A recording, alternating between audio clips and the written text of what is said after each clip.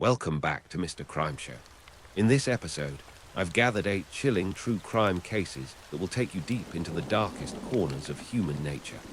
With rain softly falling in the background and a black screen to set the mood, this compilation is perfect for late-night listening, whether you want to relax, focus, or drift off to sleep. If you enjoy these stories, don't forget to subscribe and share where you're tuning in from.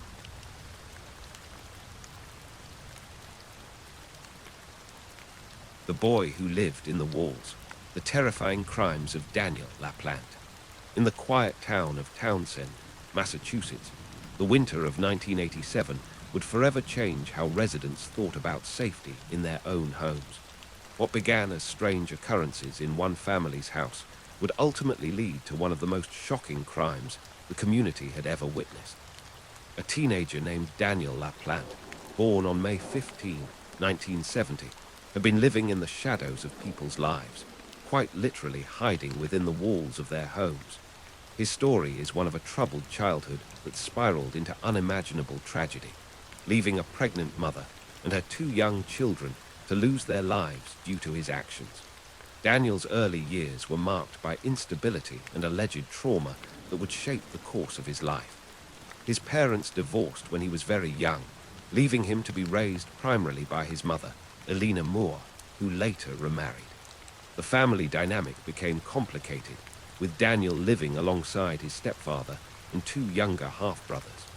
According to Daniel's later claims, his childhood was filled with serious mistreatment from multiple adults in his life, including his father, stepfather, and even a psychiatrist who was supposed to help him. While these allegations were never proven in court, they painted a picture of a child who felt isolated and vulnerable. School became another source of struggle for young Daniel.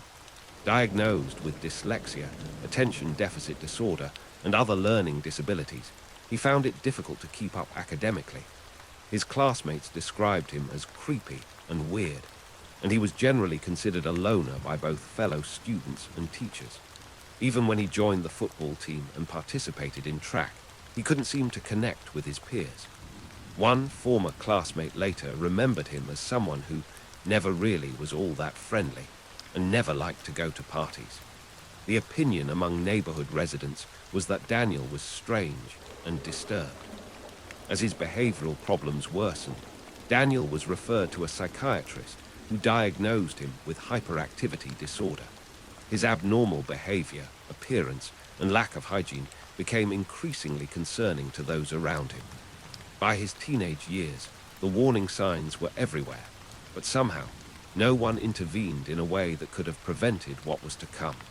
The first major incident occurred in December 1986, when the Bowen family in nearby Pepperell, Massachusetts, began experiencing terrifying events in their home. Frank Bowen was a single father raising his 2 daughters, Jessica and Tina, after losing his wife to cancer. The family started noticing strange occurrences around their house. Items would be moved, food would disappear, and they heard unexplained sounds. At first, the grieving family wondered if it might be the spirit of their deceased mother and wife. The girls even found some comfort in thinking their mother was somehow still with them. But the truth was far more disturbing. For over a year, 16-year-old Daniel LaPlante had been secretly living within the walls and crawl spaces of the Bowen home. He had been watching the family, learning their routines, and surviving by stealing their food and belongings. On one terrifying night in December 1986, Daniel emerged from his hiding place and took the entire family hostage. He held them captive in their own home, subjecting them to hours of fear and trauma. When the ordeal finally ended and Daniel fled, Frank Bowen immediately contacted the police, but the nightmare wasn't over. On December 10, when Frank returned to the home to retrieve belongings, he spotted a figure in the window as he approached the door. Officer Stephen Bezanson responded to the scene and discovered a chilling message that would haunt him forever. When I opened the door on the right-hand wall, I saw a knife sticking out of the wall, and I see it's through a picture, a family picture, written on it in magic marker, "I'm still here. Come find me," Bezanson later recalled. On another wall, I saw another picture saying, 'I'm going to hurt you all,' with a knife through it." The officers searched the house thoroughly, drawing their weapons and calling for backup. They eventually found a small entrance to the crawl space near the foundation of the house. As they peered into the cramped space with their weapons drawn, they discovered Daniel hiding inside. He was immediately arrested and held in a juvenile facility while authorities decided whether to charge him as an adult. The decision was made to try him as an adult for breaking into the Bowen house and holding the family against their will. In October 1987, Daniel's mother, Elena Moore, made a decision that would have devastating consequences. She took out a second mortgage on her home to pay the $10,000 bail needed to secure her son's release. She believed in giving him another chance, but that chance would cost 3 innocent lives. Within weeks of his release, Daniel began a series of daytime burglaries in his neighborhood. Between October and November 1987, he broke into multiple homes, stealing money, valuables, and weapons. On October 14, 1987, someone broke into the home of Raymond Pindell and his family on Elm Street. 2 Ruger .22 caliber guns and their holsters were stolen, along with a considerable amount of cash. About 3 weeks later, Daniel's stepfather discovered one of the stolen guns and its holster in Daniel's laundry basket. When confronted by his parents, Daniel claimed he had obtained the gun a year earlier from Westminster, but his family wasn't convinced. The second stolen firearm would later prove to be the weapon used in the Gustafson case. On November 16, 1987, Daniel broke into the home of Andrew and Priscilla Gustafson, a young couple who had moved to Townsend 5 years earlier. The 33-year-old Priscilla worked as a nursery school teacher and was beloved in the community. Andrew was a small-town lawyer who had built a successful practice. They lived with their 2 young children, 7-year-old Abigail and 5-year-old William, in what they thought was the safety of their suburban home. During this first break-in, Daniel stole multiple items, including a cordless phone and a cable box. He studied the layout of the house and learned the family's routines. December 1, 1987, started as an ordinary day for the Gustafson family. Andrew left for work, and Priscilla went about her daily activities, including picking up William from a babysitter around 1 p.m. She was several months pregnant with their 3rd child, and looking forward to celebrating a significant business deal that Andrew had closed that day. But when she returned home with William that afternoon, Daniel was waiting inside. Unlike his usual pattern of fleeing when families returned home, Daniel made a horrific decision to stay. He told investigators later that he normally would have left upon hearing others return, but this time he chose a different path. He immediately overpowered Priscilla, tying her to the bed in the master bedroom.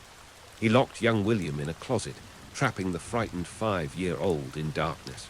What happened next was devastating. Daniel harmed Priscilla before ending her life with 2 gunshots fired through a pillow placed over her head. After ending Priscilla's life, Daniel's actions turned even more tragic. He drowned William in the upstairs bathtub, silencing the young boy's cries forever. Daniel's rampage might have ended there, but 7-year-old Abigail returned from school around that time. The little girl, whose 8th birthday was just a week away, walked into a nightmare. Court records revealed that she was attacked before being drowned face down in the downstairs bathtub. Retired police officer George Aho, who found the children, later said, "My feeling at the time was that she had fought to stay alive." Meanwhile, Andrew Gustafson was having one of the best days of his career. He had successfully closed a significant deal and tried calling Priscilla several times to arrange a celebratory dinner. When he received no answer, he drove the mile to their home, arriving around 5:30 p.m. Once inside the house, Andrew discovered a scene that would haunt him for the rest of his life. He found his wife in their master bedroom. "I was too afraid of going to look for my children because I was afraid I'd find them dead," he later told the Los Angeles Times. "It was so shocking and unbelievable. I screamed. I wailed." The police arrived quickly after Andrew's frantic call. The crime scene told a story of cruelty and suffering. In Priscilla's bedroom, investigators found restraints made from a necktie, sock, stockings, and pantyhose that had been knotted and cut. A nearly full bottle of beer, apparently taken from the Gustafsson refrigerator, sat on the bedroom dresser. In the kitchen wastebasket, police discovered several pieces of torn pages from inappropriate magazines. The evidence painted a clear picture of premeditation and callous disregard for human life. Daniel was questioned by police about 2 days after the events, but at the time there wasn't enough evidence to arrest him. However, when police returned to his home for further questioning, Daniel saw them approaching and made a desperate decision. He leaped off the porch and fled into the surrounding area. A massive manhunt was launched, involving police officers, search dogs, and helicopters. The community was gripped with fear, knowing that the person responsible for such terrible acts was still on the run. Daniel's flight led him through the neighborhood where he stole a van and briefly took the female owner hostage. He drove toward the nearby town of Ayr, where he was spotted and pulled over by a police officer. Abandoning the vehicle, Daniel escaped into a lumberyard where he threatened the owner with a gun before hiding in a dumpster. Finally, 2 police officers apprehended him, keeping him under guard until reinforcements arrived to take him into custody. The evidence against Daniel was overwhelming. His left thumbprint was found on the cordless telephone in 2 places. Following the crimes, investigators discovered he had hidden the Gustafssons' cordless telephone and cable box in his brother's tool cabinet. Other stolen property from the Gustafsson home, including the cable remote control and coins from Andrew's silver dollar collection, were traced back to Daniel, establishing his prior knowledge of and access to the residence. DNA evidence taken from a brown sock believed to have been used as a restraint matched samples found on the grey shirt Daniel wore on December 1st. Most damning of all was the ballistics evidence linking that .22 caliber firearm used in Priscilla's death to the weapons stolen from Raymond Pindell's home. Daniel's family life was examined closely during the investigation. His brother Stephen LaPlante and friend Michael Poloski both testified that they had seen Daniel with a few $100s in cash during this period, despite the fact that he was unemployed. Stephen also confirmed seeing Daniel wearing the grey thermal shirt with blue stripes and grey sweatpants on the afternoon of the crimes. The prosecution built a case that showed Daniel's pattern of burglary, his escalation to violence, and his complete lack of remorse for the devastation he had caused. The trial proceedings revealed the full extent of Daniel's crimes and their impact on the surviving family members. Andrew Gustafsson, now wearing 2 wedding rings, one from his marriage to Priscilla and one from his subsequent remarriage, had to relive the worst day of his life in front of a courtroom. His testimony about discovering his family's remains brought many to tears. The prosecution painted a picture of a dangerous individual who had shown escalating violent behavior and had no regard for human life.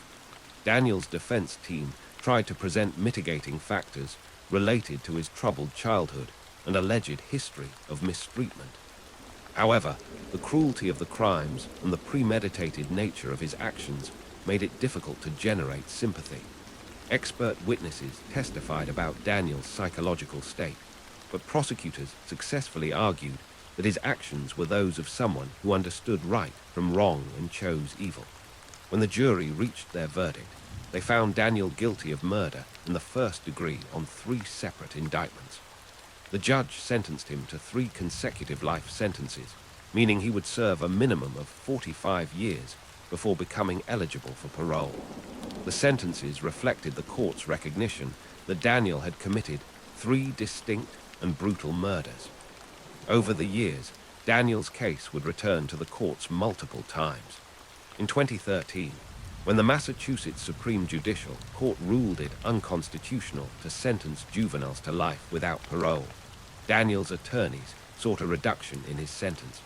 However, in 2017, during a resentencing hearing, a forensic psychiatrist evaluated Daniel and found that he was not remorseful for his crimes. The judge gave him the maximum penalty allowed, concluding that although Daniel had shown signs of improved behavior, in recent years, his prognosis for rehabilitation remained guarded. In 2019, Daniel's attorneys made another attempt to secure earlier parole eligibility, arguing that 45 years was too long for someone who committed crimes as a juvenile.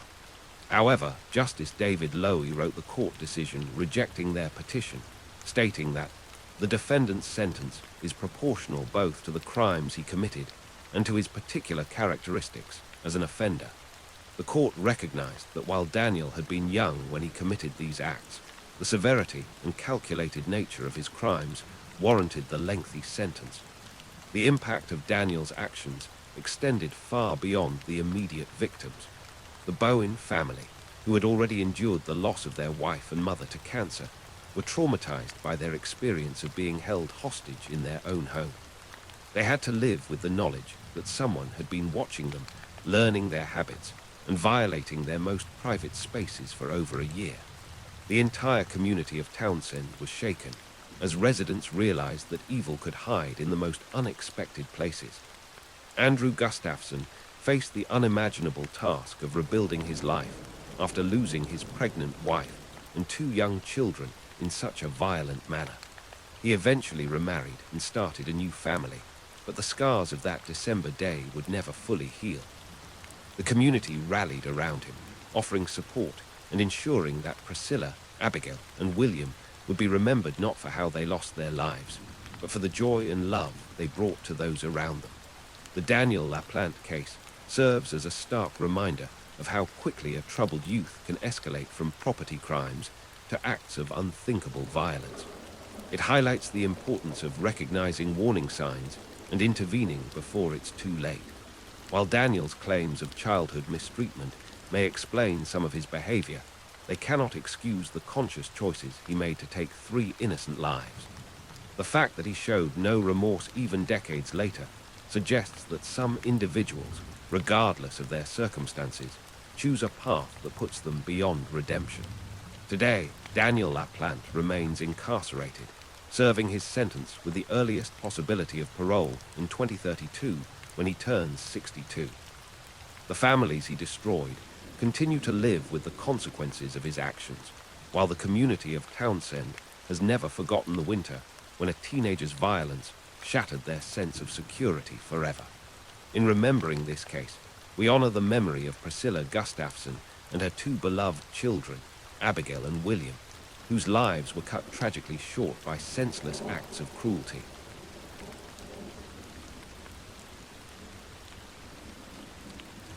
A perfect family, a terrifying secret, and 10,000 bones. In November 1994, a 13-year-old boy made a discovery that would unravel one of Indiana's most chilling mysteries. Erich Baumeister was exploring the woods of his family's 18-acre estate when he found a human skull near the tree line. His father, Herb Baumeister, calmly told him it came from a medical skeleton that belonged to his late grandfather, a doctor. For nearly 2 years, that explanation satisfied a family living at the center of what would become known as the Fox Hollow Farm case. Herbert Richard Baumeister appeared to live the American dream in Westfield, Indiana. Born April 7, 1947, he had built a successful chain of thrift stores called Save-A-Lot with his wife, Julie, whom he married in November 1971. Together, they raised 3 children and owned a $1 million mansion on Fox Hollow Farm. The property stretched across rolling hills and wooded areas, far from the bustling gay bars of downtown Indianapolis, where young men had been quietly disappearing since the early 1990s. But beneath the surface of this prosperous family life, Herb Baumeister was living a double existence that would claim the lives of at least 25 men. The story of Fox Hollow Farm begins not with Baumeister himself, but with the whispered concerns of Indianapolis's LGBTQ+ community in the early 1990s. Lawrence Shepard, then a young volunteer at Indiana Youth Group, noticed the subtle signs first. Regular faces at downtown gay bars simply stopped appearing. Ted Fleshiger, publisher of The Word, a newspaper serving the gay community, heard similar murmurs. At first, nobody made connections between the disappearances. In an era before social media and cell phones, When the AIDS epidemic was claiming thousands of lives across central Indiana, missing friends could easily be explained by illness, relocation, or simply moving on with life. By 1993, however, the pattern had become undeniable. 20-year-old John Lee Bear was last seen alive on May 28. Jeffrey Allen Jones, known as Jeff, disappeared around July 6 at age 31. Richard Douglas Hamilton Jr., just 20 years old, vanished on July 31. Alan Lee Livingston, 27, and Manuel Martinez Resendez, 31, were both last seen on August 6. All had been spotted in and around Indianapolis's gay nightlife district, which included the 501 Tavern, the Varsity Lounge, and the Metro. The bar's owners, many of whom advertised in Fleshiker's publication, pressured him to investigate. They didn't want the reputation that came with patrons disappearing from their establishments. As Fleshiker delved deeper into the missing men cases, he recognized a disturbing pattern similar to what had happened in Milwaukee with Jeffrey Dahmer just years earlier. He wrote about his suspicions in The Word, and coverage appeared in other local gay publications like the New Works News. One paper even published a first-person account of someone's escape from an attacker who, in retrospect, seemed remarkably similar to Baumeister. Eventually, the publications ran a sketch of a person of interest. Despite growing evidence of a predator targeting the gay community, mainstream media remained silent. The disappearances never made television news, radio stations, or the Indianapolis Star. Ted Fleshiker believed the lack of coverage reflected the conservative politics of the era. Indianapolis Metropolitan Police Detective Mary Wilson was one of the few law enforcement officials who took the community's concerns seriously. She stayed on the case long after others had filed it away and forgotten about it. The breakthrough came through Mark Goodyear, an acquaintance of one victim who had his own harrowing encounter with the killer. In 1994, Goodyear was at a gay bar when he noticed a man staring at a missing person poster for Roger Goodlett. The stranger introduced himself as Brian Smart and invited Goodyear to his rural property for a swim in his indoor pool. The basement pool area was surrounded by mannequins, which Goodyear found unsettling. During their conversation about risky behaviors, Smart suddenly attacked. He placed a hose around Goodyear's neck and began to strangle him, saying, "You know, sometimes mistakes happen." Goodyear managed to escape and reported the incident to Detective Wilson. Despite her best efforts, Wilson couldn't locate the mysterious Brian Smart. Nearly a year later, Goodyear spotted Smart again at the same bar. This time, he had someone follow the man and write down his license plate number. The registration traced back to Herbert Richard Baumeister of Westfield.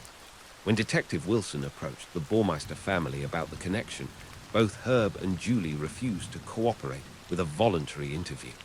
By this time, cracks were already showing in their marriage. Julie later described her husband as emotionally withdrawn and uncommunicative. Their intimate relationship had become virtually non-existent. Herb had also severed contact with his own mother for 4 years over a dispute, and Julie described him as sometimes mean to people. When they argued, he would often leave Julie at home while taking the children out alone. The Baumeister businesses were failing by the mid-1990s. After 23 years of marriage, Julie filed for divorce in January 1996. With the guidance of her divorce attorney, she began cooperating with authorities. She told investigators about the skull her son had found, as well as additional bones the children had discovered on the property. Herb had maintained his story about the medical skeleton, claiming a raccoon must have dragged pieces from their garage into the woods. On June 24, 1996, while Herb Baumeister was out of town, Julie granted permission for investigators to search Fox Hollow Farm. What they found exceeded their worst fears. Scattered throughout the wooded areas of the property were over 10,000 bone fragments, many damaged and unrecognizable. Investigators also discovered handcuff remnants and shotgun shells. The scene resembled what forensic anthropologist Dr. Krista Latham would later describe as a mass disaster situation. Detective Carey Milligan, of the Hamilton County Sheriff's Office, was among those who walked through the woods that day. As I was walking through, I looked down and saw what appeared to be a human foot still intact, he recalled. There were some shotgun shells found. Oh, there's the hinged handcuffs. The evidence suggested that Baumeister had been deliberately attempting to destroy the remains of his victims, using fire and crushing to make identification nearly impossible. An arrest warrant was immediately issued for Herbert Baumeister, but by then he had fled across the border to Ontario, Canada. On July 3, 1996, just 8 days after the discovery at Fox Hollow Farm, Baumeister was found dead in Pinery Provincial Park near Lake Huron. He had ended his own life with a single gunshot. Beside him, investigators found a rambling 3-page note expressing regrets about his failed marriage and apologizing for the mess he would leave at the park. Notably absent from his final words was any mention of his alleged crimes or the young men whose lives he had taken. Using the limited DNA technology and dental records available in 1996, forensic investigators were able to identify 8 victims from the bone fragments recovered at Fox Hollow Farm. The confirmed dead included Jeffrey Jones, Manuel Martinez Resendez, Richard Douglas Hamilton Jr., Stephen Sperlin Hale, and Roger Allen Goodlett. Each was a young gay man whose disappearance coincided with periods when Julie Baumeister and the children were away from the property, typically at their lake house during summer months. The case officially closed with Baumeister's death, leaving countless questions unanswered. Hamilton County Sheriff James Bradbury declared that Herb Baumeister was the only suspect they had in any of the disappearances. The remaining thousands of bone fragments were stored away, and the world moved on to other stories. For nearly 3 decades, families of the missing had no closure, no answers, and in many cases, no confirmation that their loved ones were among the victims. The case might have remained closed forever if not for Eric Pranger, whose cousin had been missing for nearly 30 years. In 2022, Pranger contacted newly elected Hamilton County Coroner Jeff Jellison, believing his relative might be a victim at Fox Hollow Farm. Jellison, who only had a general understanding of the case, reached out to Dr. Krista Latham at the University of Indianapolis Human Identification Center. When he asked about unidentified remains from Fox Hollow Farm, Latham's response shocked him. Approximately 10,000 bones and bone fragments still awaited identification. Jellison discovered that in 1996, county officials had made an unconscionable decision. They decreed that families wanting to know if their loved ones were victims would have to pay for DNA testing themselves. They put the financial burden to determine who was taken by someone who committed these serious crimes on the family, Jellison said. You don't do that. Nowhere in this country have I ever heard of that. His opinion was clear. The attitude of those involved in the 1990s investigation was dismissive because the victims were gay men from Indianapolis. In 2022, Jellison announced his office was reopening efforts to identify all remaining victims. He issued a public plea for families of missing persons from that era to come forward. The response was overwhelming, with the Indiana State Police, FBI, and various grants providing funding to ensure families wouldn't bear the cost of testing. Using advanced DNA technology and genealogical research, investigators began the painstaking process of giving names back to the forgotten victims. The first success came with Alan Lee Livingston, missing since 1993. When Jellison went to inform Livingston's mother that her son's remains had been identified, he noticed an old landline telephone on her end table. When he commented on it, she explained, "Well, it's the only number Alan has to call me at." For 30 years, she had sat beside that phone, waiting for her son to come home. In April 2024, another family received closure when Daniel Thomas Halloran was identified as the 10th victim. Halloran's identification came through complex genealogical work conducted by Othram Inc. in Texas. His daughter, Coral, had been just 2 years old when he disappeared. For more than 30 years, I've been grieving the absence of my father, she said. Now, Knowing that he was taken from me by the alleged crimes at Fox Hollow Farm is just sickening. Coral Halloran had spent her entire life wondering what happened to her father. Her mother had hired private investigators and contacted social services, but there was never a match because he had no bills or accounts in his name to trace. I feel more put together knowing that my dad's not just out there roaming around and, abandoning me as a child, she explained. The identification brought both relief and devastating confirmation of her worst fears. The work continues at the University of Indianapolis Human Identification Center, where Dr. Latham and her team methodically analyze bone, fragments some as small as thumbnails. The process is painstakingly slow, complicated by the fact that many remains were burned and placed in piles.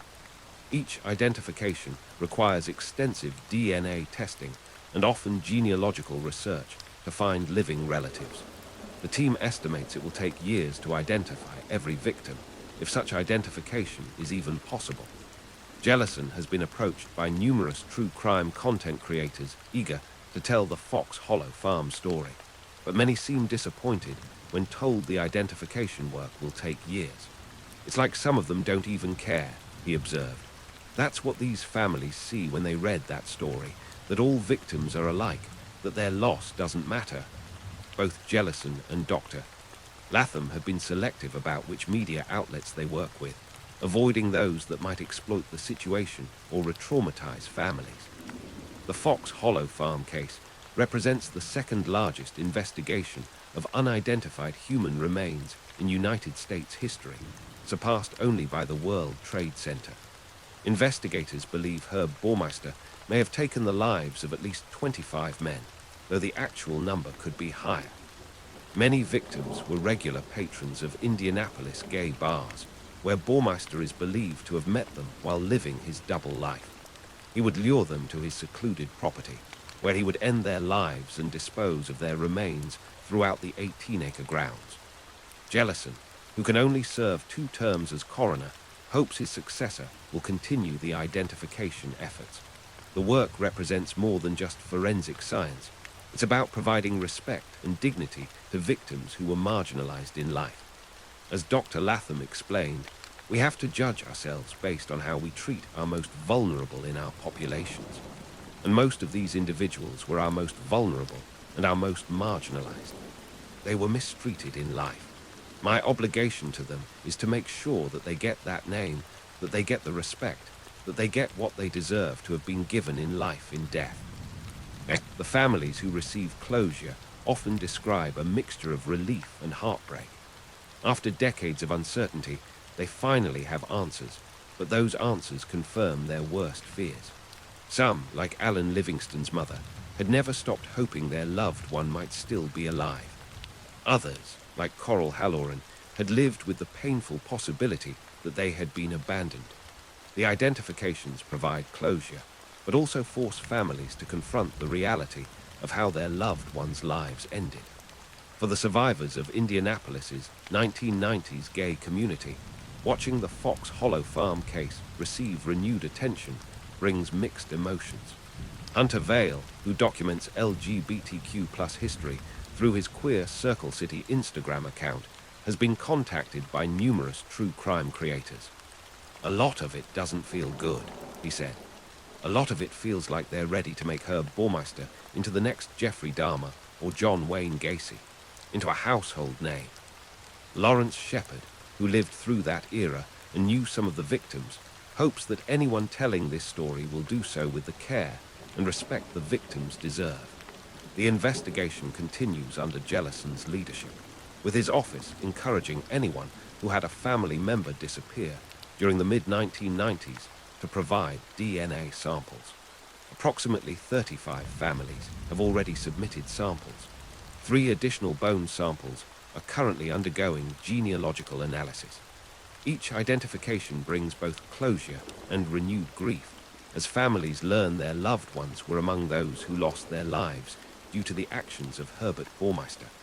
As the painstaking work of identification continues, the victims of Fox Hollow Farm are slowly being given back their names and their dignity.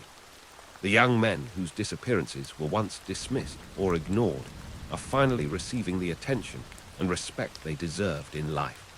While Herbert Baumeister escaped justice through his own actions, the dedication of investigators like Jeff Jellison and Dr. Krista Latham ensures that his victims will not be forgotten. Each identification represents a family's long journey toward healing and a community's commitment to honoring lives that were cut short far too soon.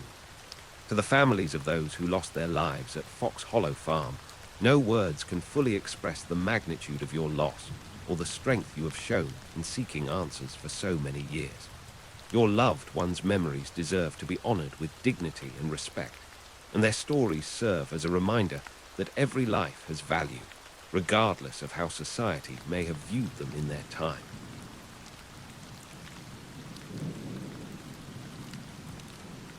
He pretended to be a hero until his deadly secret was revealed. On the night of May 10, 2012, a 56-year-old father in Derby made a phone call to emergency services that would change everything. What began as a desperate plea for help would later be revealed as the culmination of a twisted scheme to win back his former partner. 6 children would lose their lives due to the actions of their own father. Michael Mick Philpott lived in a house at 18 Victory Road in Derby with an unusual family arrangement that had lasted over a decade. His wife Mayrad, 32 years old, shared their home with his live-in partner Lisa Willis, 29, and all 11 children between them. Mick was the father to 9 of the children, while Lisa had 1 son from a previous relationship, and Mayrad had 1 child when she first moved in. The household operated under Mick's strict control, where both women were required to hand over their wages and benefits to his account, and they weren't even allowed to have front door keys. For years, this complex domestic situation had functioned according to Mick's desires. Lisa Willis served as a bridesmaid at Mick and Mayrad's wedding, highlighting the twisted nature of their arrangement. The children were described as well-fed, clothed, and regularly attended school, despite the unconventional family structure. Lisa later told the court that she and Mayrad took turns sleeping with Mick on alternating nights. But beneath this surface of domestic order, Mick harbored a dangerous obsession with control that stemmed from his violent past. Mick's history of violence against women stretched back decades. In his 20s, while serving in the army, he had repeatedly attacked a teenage girlfriend, causing serious injuries. When she finally ended their relationship, Mick broke into her house with a knife and assaulted her. When her mother tried to intervene, he threatened her as well. He was convicted of attempted murder and wounding with intent, and had used this conviction throughout his life to terrorize and control other women. The fragile balance of the Victory Road household began to crumble on February 11, 2012, when Lisa Willis made a decision that would ultimately seal the fate of 6 innocent children. She told Mayrad she was taking her children swimming, but instead she packed only their swimming clothes and the clothes they were wearing and left forever. Lisa had finally found the strength to escape, but she knew she couldn't tell Mick directly because she was too afraid of his reaction. When Mick discovered what had happened, his obsession with getting Lisa back consumed him entirely. During the trial, even 3 days of testimony revealed he was still obsessed with her. He tried sweet-talking her, cajoling her, and then bullying her, sometimes moving between all 3 tactics. But Lisa would not return, and Mick could not accept that she had crossed him. He began formulating a plan that would prove to be catastrophic. On March 10, 2012, tensions escalated when police were called to a confrontation between Mick and Lisa's family in Lytton Drive, Spondon. Mick had engineered this confrontation as part of his developing scheme, hoping to make it appear that Lisa's family was threatening him.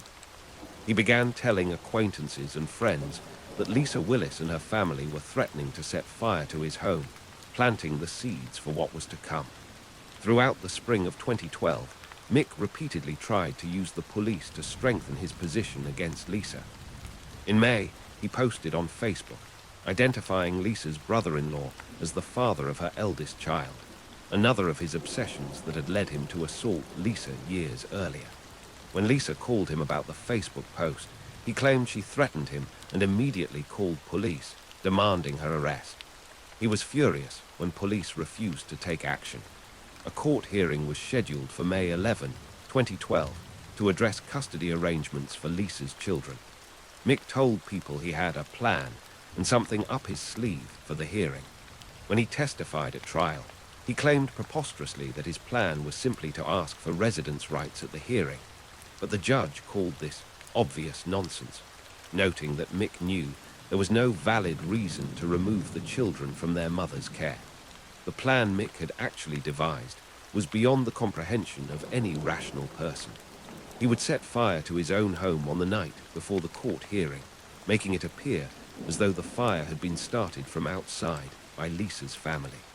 He would then rescue his 6 children from upstairs using a ladder he had positioned outside, becoming the hero of the hour. Lisa would be arrested for arson, and Mick would achieve his twisted goal of getting the children back, and he hoped Lisa along with them. He had even arranged for the children's school places to be held open for Monday morning. On the evening of May 10, 2012, Mick put his dangerous plan into motion with the help of 2 accomplices, his wife Mayrad and their friend Paul Mosley, 46. Mayrad knew exactly what was going to happen and actively participated, despite being the mother of all 6 children who would be put at risk. Paul Mosley, who had his own young children, agreed to help his friend execute this risky scheme. The children who went to sleep that night had no idea what awaited them. Duane, 13, was Mayrad's son from a previous relationship. Jade, 10, John, 9, Jack, 8, Jesse, 6, and Jaden, 5, were all Mick and Mayrad's children together. Jade, John, Jack, and Jesse attended St. George's Catholic Primary School, while Duane was a student at St. Benedict Catholic School. They were described by teachers and neighbors as happy, well-cared-for children. In the early hours of May 11, 2012, around 4 a.m., Mick poured petrol on the floor of the hallway at the bottom of the stairs. The plan was for the children to be moved into one bedroom at the back of the house, where they could be rescued through a window using the pre-positioned ladder. Paul Mosley's role was to remove the petrol containers from the scene to make the incident appear to come from outside. After Mick started the fire, Mayrad was to call emergency services, while Mick played the role of desperate father trying to save his children. But within 2 minutes, the plan went completely and catastrophically wrong. The fire was much bigger than any of them had expected, and it spread far more quickly than they had anticipated. Instead of a controlled blaze that would allow for a heroic rescue, it became a dangerous and uncontrollable situation. The emergency call made by Mayrad at 4:00 a.m. captured the moment when their scheme transformed into a nightmare. The transcript revealed her genuine panic as she realized the fire was out of control and the children were in danger. Mick could be heard in the background shouting, "God, please help me," words that the prosecution later argued came from his knowledge that he was responsible for the unfolding situation. The children, who were supposed to be awake and ready for rescue, had slept through their smoke alarms. Firefighter Michael Patterson was among the first responders to arrive at Victory Road. He testified that he sprayed water onto the front door and a downstairs window, which were both well alight. When he searched the upstairs bedrooms, the smoke was so thick he had to feel his way around. In one bedroom, he had to lean across a bed to move a child toward him, and then noticed another child on the same bed. He carried the children outside, where paramedics desperately tried to assist them. Jade, John, Jack, Jesse, and Jaden all passed away that morning at the scene, affected by the smoke. Duane was rushed to Birmingham Children's Hospital, where he remained under medical care for 2 days before passing away on May 13, 2012. All 6 children's deaths were caused by smoke inhalation. The investigation immediately revealed that the fire had been started deliberately with petrol underneath the letterbox. Police confirmed it was arson, stating that initial indications are that it was deliberately set, and as a result, 6 children have died. Within minutes of the fire, Mick was already telling people that Lisa Willis and her family were responsible. He blamed the police for not acting sooner on his claims about threats from Lisa's family. The community response was immediate and heartfelt. A church service was held at St.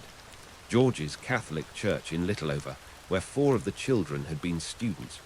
Residents set up a charity called Catch Me When I Fall to help the family. A book of condolence at Derby Cathedral was signed by hundreds of people. The public, believing they were helping a grieving family, raised over £11,000 to pay for the children's funerals. On May 16, just 5 days after the fire, Mick and Mayrad held an emotional press conference where they appeared to be devastated parents seeking justice for their children. Unknown to the watching public, this was all part of Mick's continued performance to maintain the deception and frame Lisa Willis. The judge later noted that Mick's conduct since the fire had been a performance for the public and the police, and that his shows of distress were designed to evoke sympathy where none is merited. The investigation began to uncover the truth through forensic evidence. Petrol additives were found on the clothing of all 3 defendants, Mick, Mayrad, and Paul Mosley. Paul Mosley, who initially tried to distance himself from the crime, couldn't help boasting about his involvement, telling people, "What would you say if I told you we rehearsed it all 6 weeks earlier?" and that he was going to hand himself in because it wasn't fair that Mick was taking all the blame. The cruel irony of Mick's plan was that it worked exactly as intended in one respect. Lisa Willis was indeed arrested, and her remaining children were taken into care, just as Mick had hoped. Even more twisted, when Mick's friends gathered around him at the Premier Inn after the fire, he was eager to hear that his neighbor Adam Taylor might be responsible for the blaze. Mick went to police and reported Taylor, resulting in Taylor and his wife being arrested on 6 counts of the charges, exactly as Mick had planned. On June 22, 2012, the 6 children were laid to rest in a joint funeral at St. Mary's Church in Derby. Notably, Mick and Mayrad Philpott did not attend, as they had been remanded in custody and charged with their children's deaths. The investigation had moved swiftly once the forensic evidence began to paint a clear picture of what had really happened that night. The trial began at Nottingham Crown Court, with all 3 defendants initially charged with their actions, but these charges were later downgraded to manslaughter. Prosecutor Richard Latham QC laid out the case methodically, describing how the plan had gone completely wrong within 2 minutes because the fire was far bigger than the defendants expected.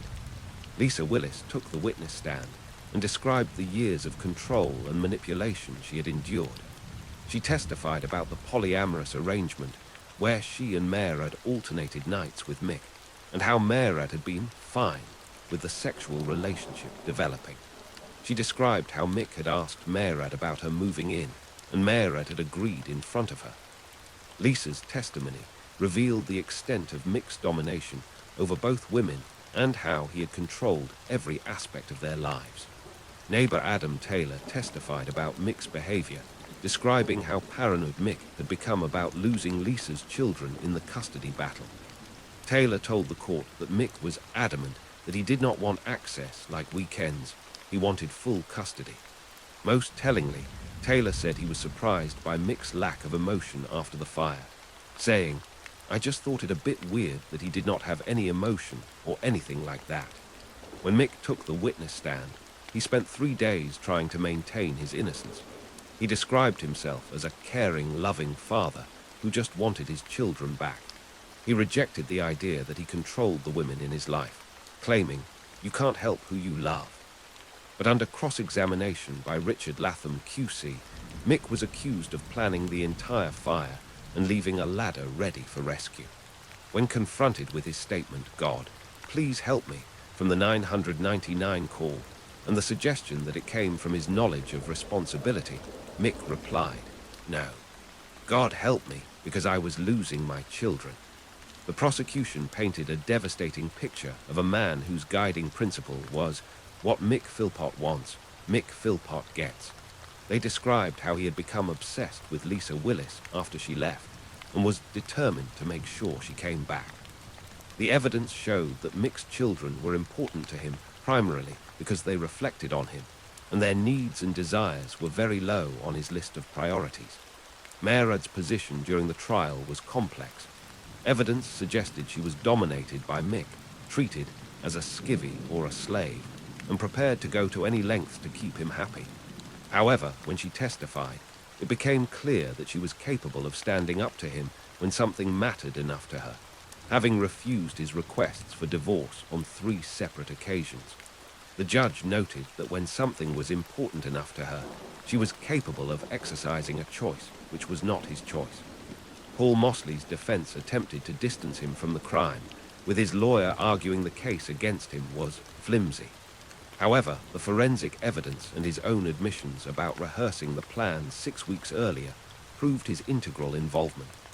The judge noted that Mosley had enjoyed the attention gained from his proximity to the fire and had boasted of being arrested and bylaid for 6 counts of the initial charges. After less than 8 hours of deliberation, the jury returned their verdicts on April 2, 2013. Mick Philpott and Paul Mosley were found guilty by unanimous verdicts, while Mehrad Philpott was found guilty by a majority verdict. As the verdicts were read, Mehrad looked down at the floor and appeared upset while holding a tissue. The 3 defendants had been found responsible for 6 counts of manslaughter. On April 3, 2013, Mrs. Justice Thirlwall delivered the sentences in a packed courtroom. She described the case as having no precedent and called it a uniquely grave set of offences. Addressing Mick directly, she said, "I have not the slightest doubt that you, Michael Philpott, were the driving force behind this shockingly dangerous enterprise." She described him as a disturbingly dangerous man with no moral compass. Mick Philpott was sentenced to life imprisonment with a minimum term of 15 years. The judge explained that she had no hesitation in concluding that these 6 offences are so serious, and the danger you pose is so great that the only proper sentence is one of life imprisonment. Mehrad Philpott and Paul Mosley were each sentenced to 17 years imprisonment. As the sentences were delivered, family members in the public gallery applauded. One shouted, "Die, Mick, die," while another called out, "See you, Mehrad. Hope you enjoy life on your own and your own babies." In response to these emotional outbursts, Mick Philpott smiled and made a rude gesture as he was led from the dock. Derbyshire Assistant Chief Constable Steve Cotterill spoke after the sentencing, calling it the most tragic case he had worked on. He said, "There are 6 little kids there that have not got the chance to grow up. Personally, I have found it very upsetting.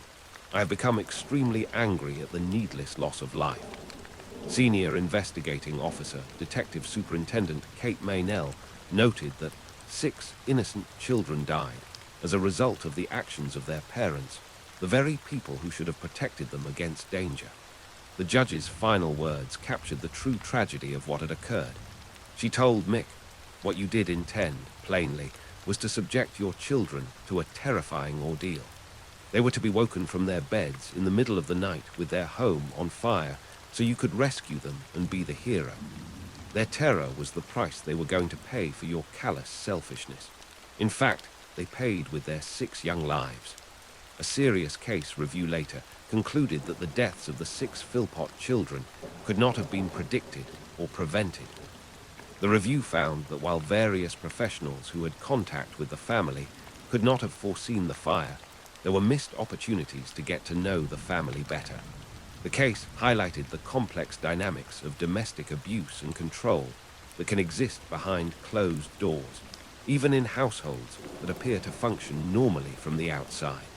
The memory of Duane, Jade, John, Jack, Jesse, and Jaden Philpott serves as a heartbreaking reminder of the innocent lives lost due to one man's obsession with control and manipulation. These 6 children, whose ages ranged from just 5 to 13 years old, deserved the protection and love that should come naturally from their parents. Instead, they became victims of a dangerous scheme that prioritized adult desires over their safety and well-being. Our thoughts remain with their memory, and with all those who loved them and continue to mourn their senseless loss.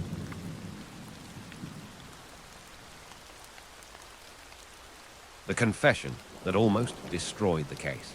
On a spring morning in 1993, 15-year-old Christine Harron woke up not feeling well, unaware that this ordinary Tuesday would be the last day her mother would ever see her face. The book-loving teenager from Hanover, Ontario, would vanish without a trace, sparking one of the province's most haunting cold cases that would span over 2 decades before finally reaching its devastating conclusion. Christine lived with her mother, Mary Ann Russworm, and stepfather, Sean Russworm, in the small town of Hanover, Ontario. She was a grade 9 student at John Diefenbaker Secondary School, known for her love of reading and taking quiet walks through the local parks. The family had created a loving home where Christine felt safe and supported, making what happened next all the more heartbreaking for those who knew her best. On May 18, 1993, Christine stayed home from school in the morning because she wasn't feeling well. She spent the morning watching television with her mother at their home, enjoying what would become their final moments together. Around lunchtime, everything changed when the school's truancy officer called to inquire about Christine's absence from her morning classes.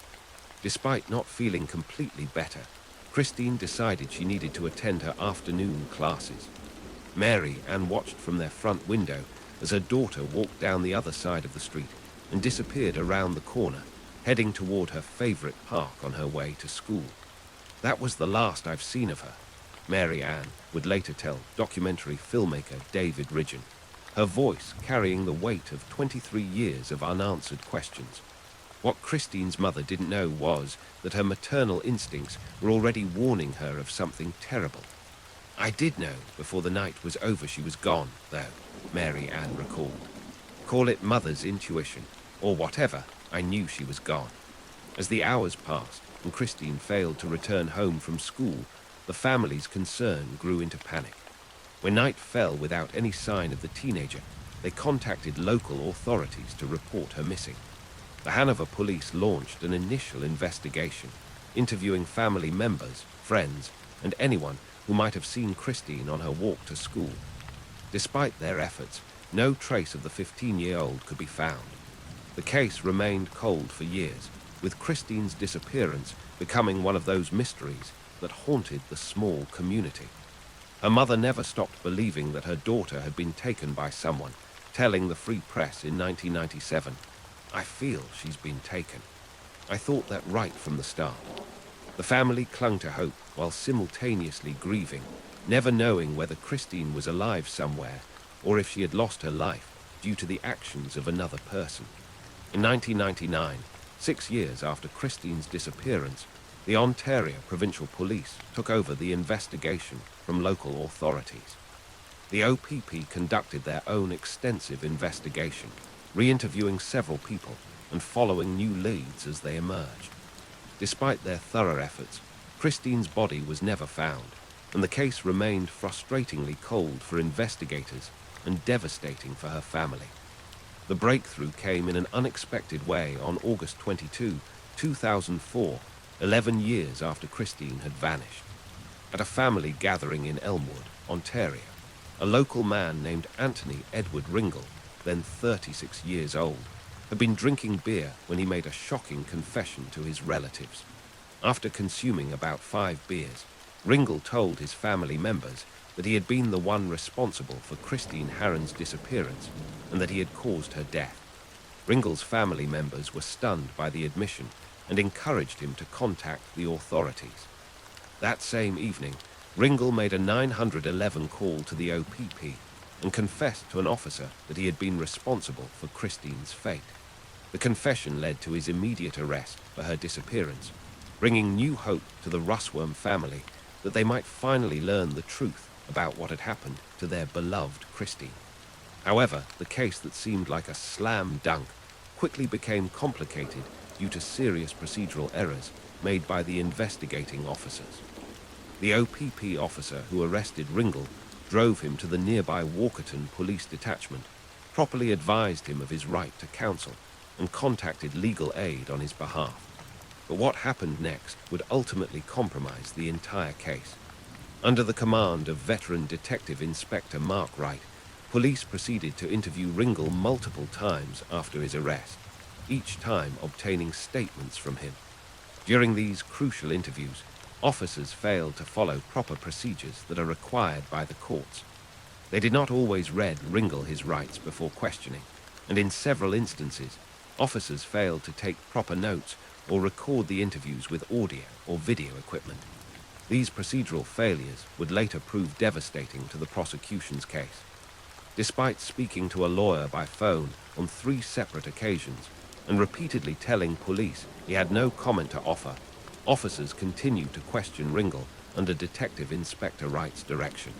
The situation became even more problematic when, late on the evening of August 23, the OPP took Ringel to Hanover to search for Christine's remains, even after Ringel had told them his lawyer advised against participating in the search.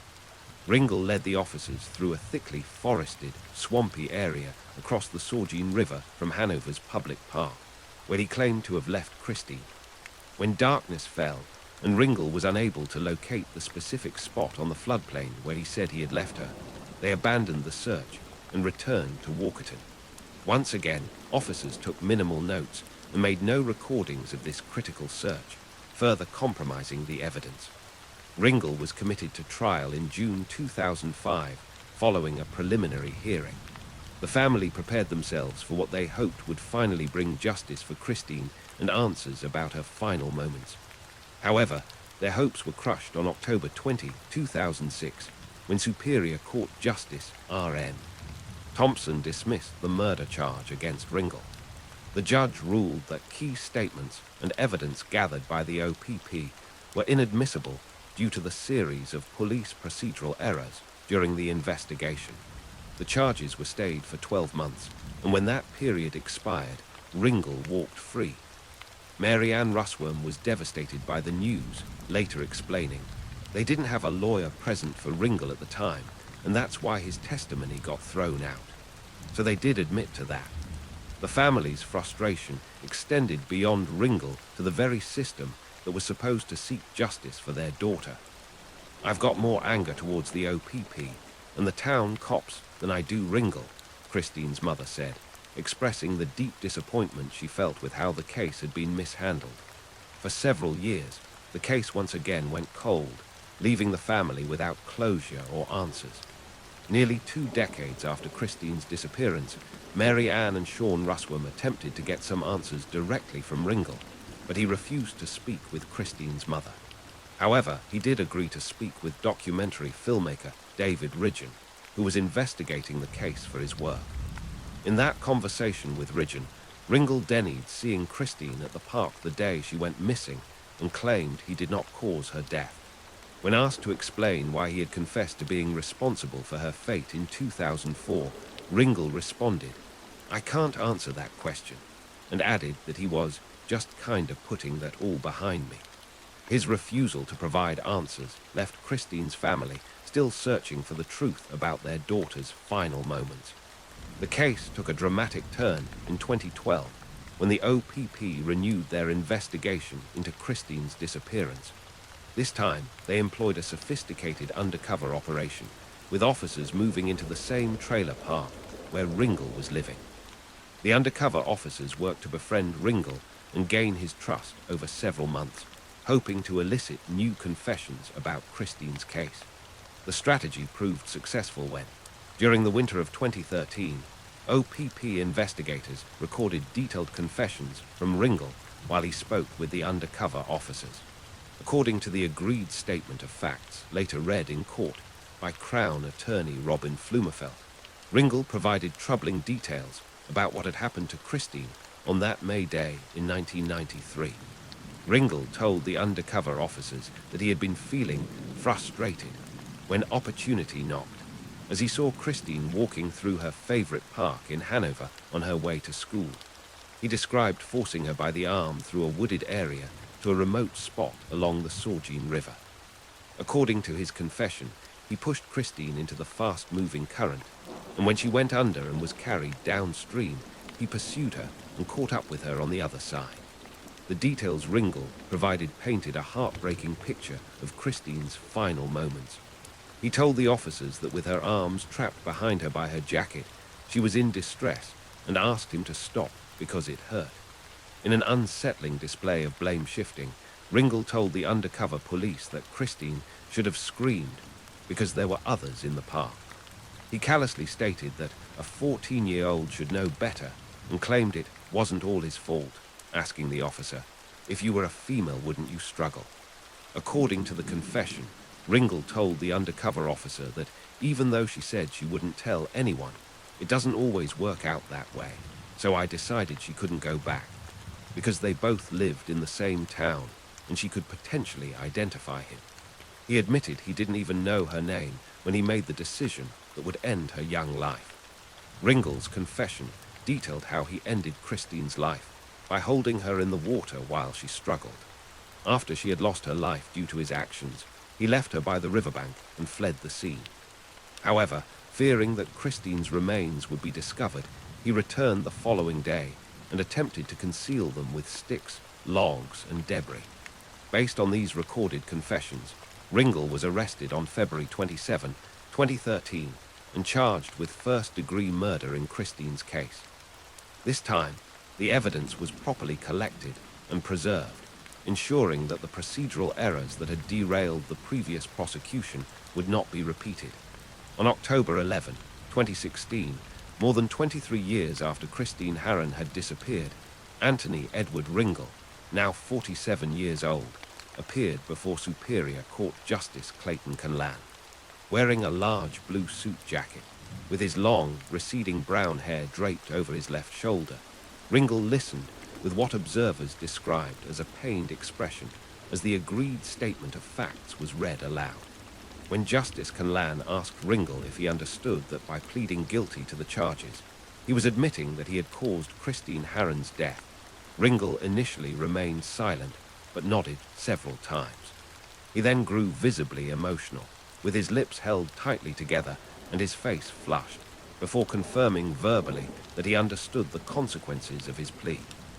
Ringel pleaded guilty to second-degree charges and declined the opportunity to address the court before his sentencing. Mary Ann Russwam took the opportunity to address the court about how her daughter's case had affected her life over more than 2 decades. "I'm stuck in the past, wondering if there was something I could have done to prevent it. And I miss her so very much," she told the court, her words carrying the weight of years of grief and unanswered questions. She described the ongoing psychological impact of losing Christine, explaining that she suffers from depression and post-traumatic stress disorder. "I have been to counseling and will be on medication for the rest of my life," she said, highlighting how Christine's case had forever altered her mental health and daily existence. Mary Ann's victim impact statement revealed the deep trauma that continued to haunt her more than 20 years later. "I don't know what possessed someone to be so cruel to do something this horrible to a child, with her whole life ahead of her," she said, struggling to comprehend the senseless nature of her daughter's fate. "I cannot get through the night without suffering from nightmares of her calling out for help, and I cannot reach her in time." In a moment that demonstrated her continued need for answers, Mary Ann turned directly toward Ringel in the courtroom and told him she wanted to speak with him personally, hoping to finally understand what had happened to her daughter. She concluded her statement by saying, "I pray that no one will ever forget her, and that maybe some good can come out of this, and other children will be more careful not only around strangers, but also people they know." Justice Conlan sentenced Ringel to life in prison with no chance of parole for 12 years, less the approximately 5 years he had already served in pre-sentencing custody. The judge addressed Christine's family and friends, saying he wished them some form of closure and some sense of peace after their long journey seeking justice. Speaking directly to Ringel before the sentencing concluded, Justice Conlan told him, "You have begun the road of rehabilitation today. It's never too late." As Ringel was being led away from the courtroom, the judge offered final words. "Mr. Ringel, you've done the right thing today." A forensic expert testified that Christine's remains likely decomposed until only bones remained by the winter following her disappearance. Those bones were most likely swept away when the Saugeen River flooded the following spring. explaining why her remains have never been recovered despite extensive searches over the years. This means that Mary Ann Russworm and her family have never been able to lay Christine to rest in a proper burial, adding another layer of grief to their loss. The case officially closed with Ringle's conviction, bringing an end to one of southwestern Ontario's highest-profile cold cases. However, for Christine's family, the legal conclusion could never truly heal the wound left by losing their beloved daughter and sister in such a tragic way. The investigation had spanned nearly a quarter century, involving multiple police forces, a dismissed trial, an undercover operation, and ultimately a confession that finally brought the truth to light. Christine Harron was just 15 years old when her life was cut short by Anthony Ringle's actions on May 18, 1993. She was a young woman with her entire future ahead of her, who loved books and quiet walks through the parks of her small Ontario town. Her memory lives on through her family's tireless pursuit of justice, and their hope that her story might help protect other children from similar tragedies.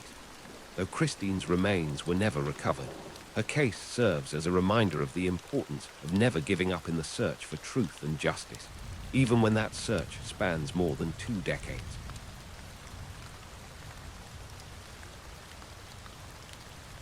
The granddaughter who smiled while planning something dark. 3 days of newspapers sat piled on Robert Whitwell's front doorstep in the quiet Adelaide suburb of Craigmore. Something his concerned neighbours knew wasn't right for the meticulous 81-year-old man who collected his mail religiously each morning. When they found him sitting lifeless in a kitchen chair with a simple bandage still clinging to his neck, investigators discovered that the person responsible for his death was someone who had spent the final moments of his life looking through family photographs with him, his own granddaughter. Robert Whitwell had lived a life built on family values and hard work. His wife Joyce suffered from dementia and lived in a nursing home, leaving Robert alone in their modest home in Craigmore, a northern suburb of Adelaide, South Australia.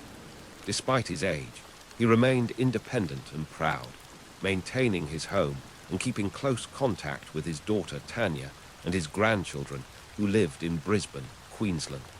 Robert was the kind of grandfather who saved photos and videos of his grandchildren's childhood moments, treasuring every memory and lighting up whenever they visited. He was known throughout his community as a generous man who would go above and beyond for anyone in need. The tragic chain of events began with a seemingly innocent family phone conversation in early 2016. During a routine call with his daughter Tanya, Robert mentioned that he kept his life savings at home rather than trusting banks with his money. When Tanya expressed concern about keeping such a large amount at home, Robert assured her that he wasn't foolish about it. The money, over $100,000, was safely hidden in his backyard shed.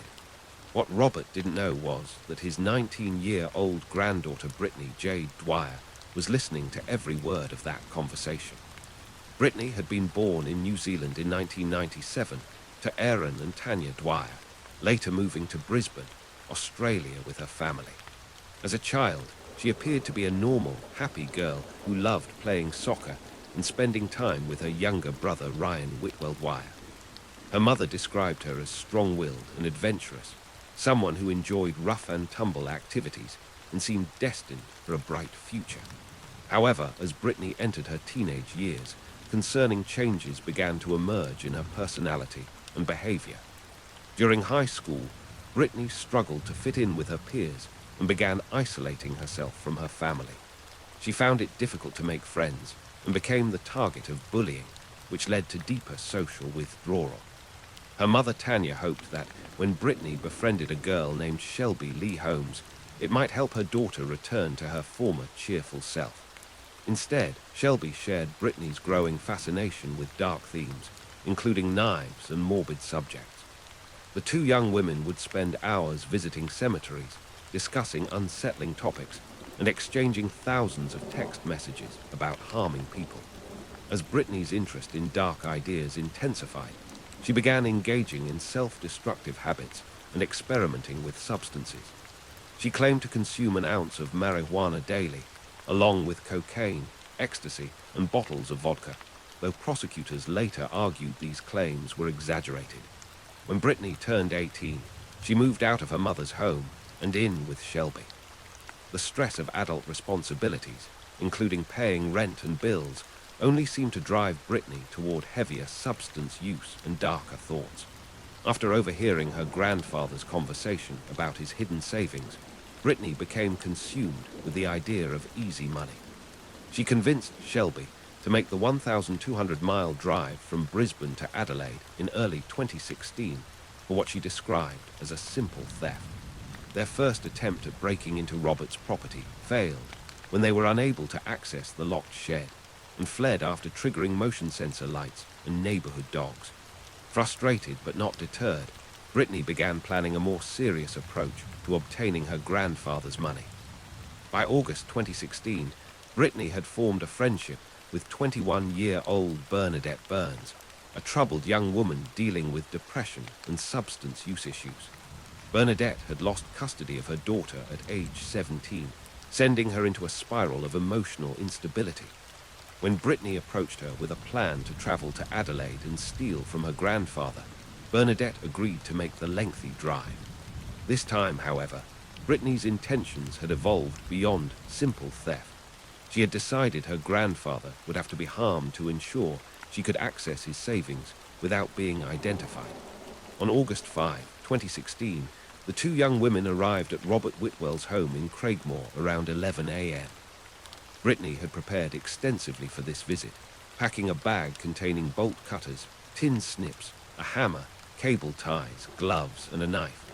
While Bernadette waited in the car applying makeup, Brittany approached her grandfather's front door. Robert, delighted to see his granddaughter, welcomed her inside with the warmth and love that had defined their relationship since her birth. What happened next reveals the calculated nature of Brittany's plan and the heartbreaking trust that Robert maintained until his final moments. The grandfather and granddaughter sat together in his living room, looking through photographs and videos of Brittany and Ryan from their childhood. They shared breakfast together while Robert reminisced about happy family memories. For over an hour, Robert spent what would be his final moments alive, sharing precious family moments with someone he loved unconditionally, completely unaware of her true intentions. During their time together, Brittany sent a text message to Bernadette saying she couldn't go through with their plan. Bernadette's response was swift and cold. Just harden up and do it. She reminded Brittany that they had traveled too far to turn back and that Brittany's mother would know she had visited Robert, potentially making her a suspect if they left empty-handed. The pressure from her accomplice ultimately pushed Brittany past her moment of hesitation. As Robert walked his granddaughter to the front door for what he expected would be a normal goodbye, Brittany pulled out the knife she had concealed. She attacked her grandfather, injuring him in the neck as he stood near the doorway. Robert, shocked and confused, grabbed Brittany by the shoulders and shook her, pleading to understand why she was doing this to him. In response, Brittany struck him again in the chest and neck, then stepped back as her grandfather slowly walked toward his kitchen. In one of the most disturbing aspects of the entire crime, Brittany even helped her grandfather apply bandages to his injuries, including placing one over the wound on his neck. She then calmly moved to the kitchen sink and began washing dishes while Robert sat struggling in a chair just meters away.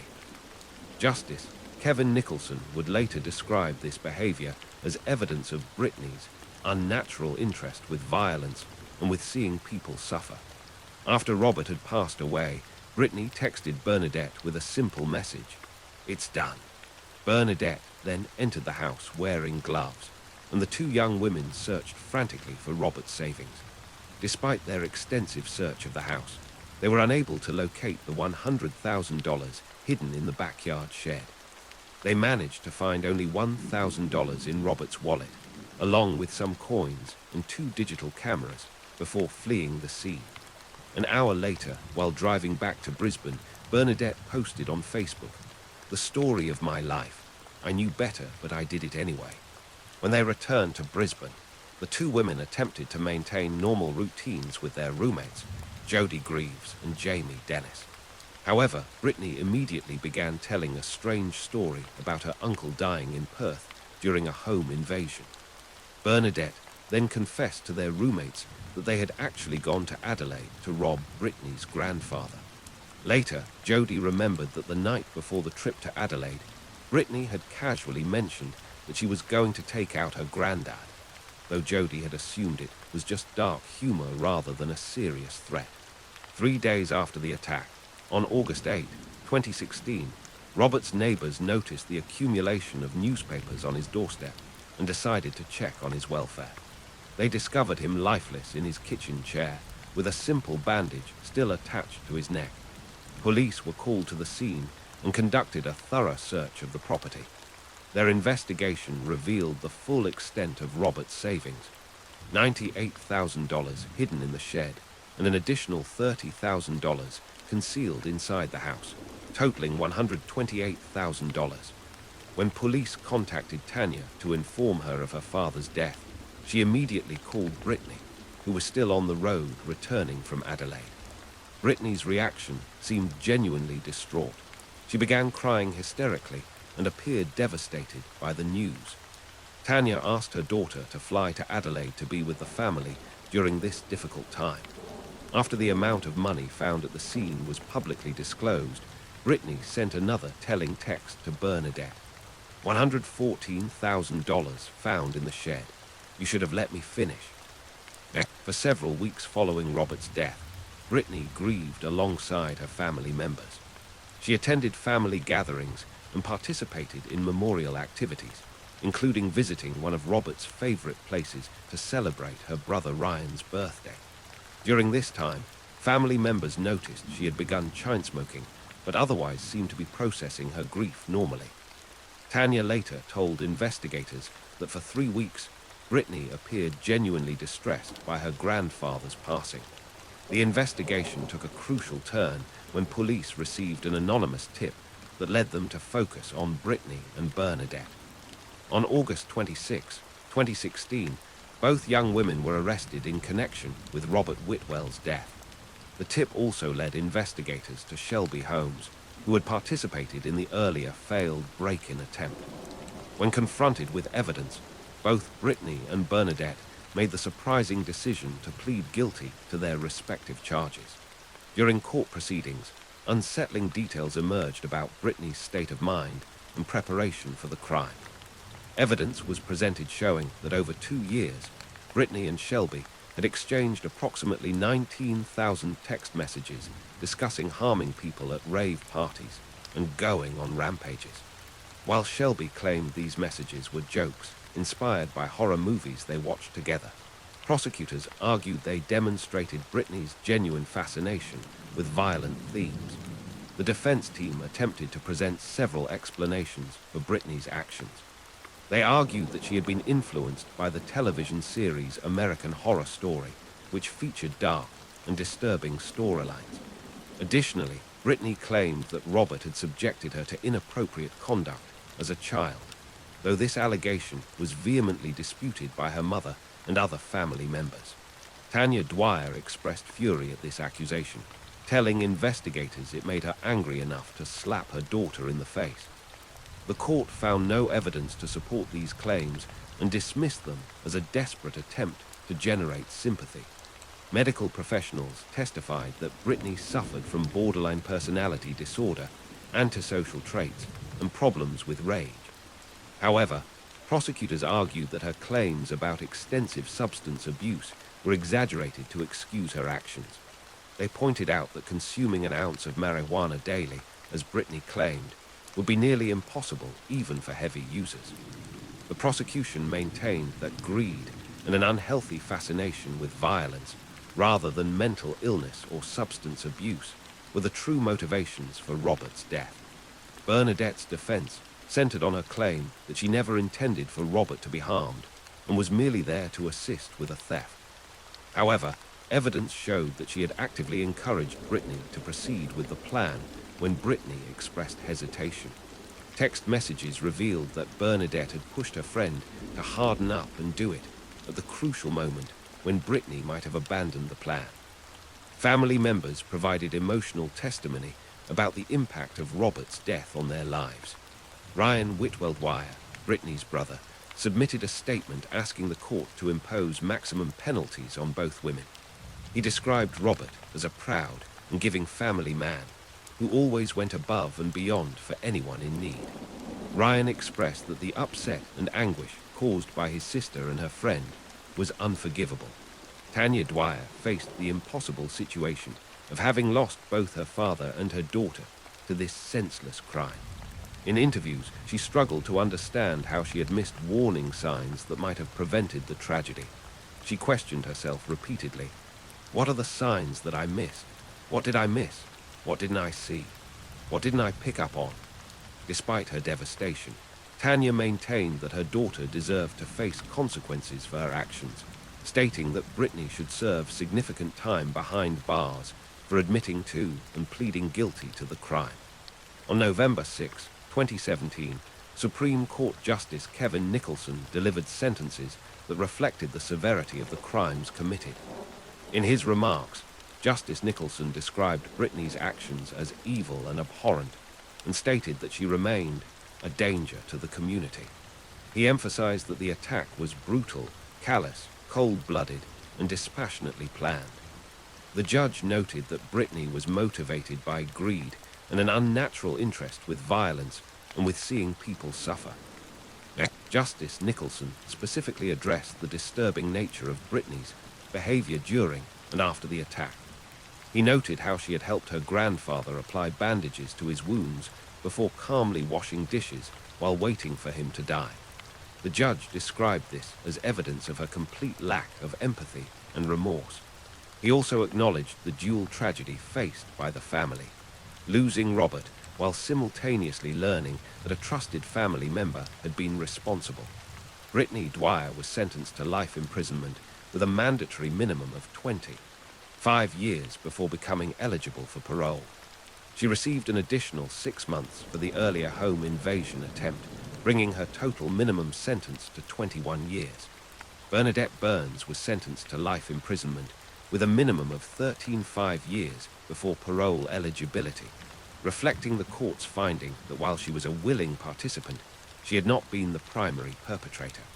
Shelby Holmes received a 17-month suspended sentence for her role in the initial trespassing incident. Outside the courthouse following sentencing, Robert's brother Jeffrey Whitwell spoke on behalf of the family, expressing that they felt the sentences were adequate and that the legal proceedings had finally brought closure to a painful chapter. He stated, "We just have to know and be glad that it's all over and we can get closure. Let the healing begin." The case continued to generate attention long after the sentencing. In 2017, Brittany issued a public apology statement claiming she would take it all back if she could. However, even in her expression of remorse, she used the opportunity to lash out at Shelby Holmes for denying they had been romantic partners, suggesting her focus remained on personal grievances rather than genuine contrition. This behavior supported the court's assessment that she lacked the ability to show true remorse for her actions. Years later, the impact of this tragedy continues to reverberate through the Whitwell and Dwyer families. Tanya Dwyer has spoken publicly about her ongoing struggle to understand how her daughter became capable of such violence. She describes feeling as though she has lost two people, both her father and her daughter, and admits she may never fully understand the complete story of what led to that terrible day in August 2016. The memory of Robert Whitwell lives on through the testimonies of those who knew him as a loving grandfather, devoted father, and generous community member. His final moments, spent sharing cherished family photographs with someone he trusted completely, serve as a heartbreaking reminder of the innocence and love that was destroyed by greed and an inexplicable fascination with violence. Our thoughts remain with the Whitwell and Dwyer families as they continue to heal from this unimaginable loss, and we honor the memory of Robert Whitwell, a man who deserved to live out his golden years in the peace and security of his own home.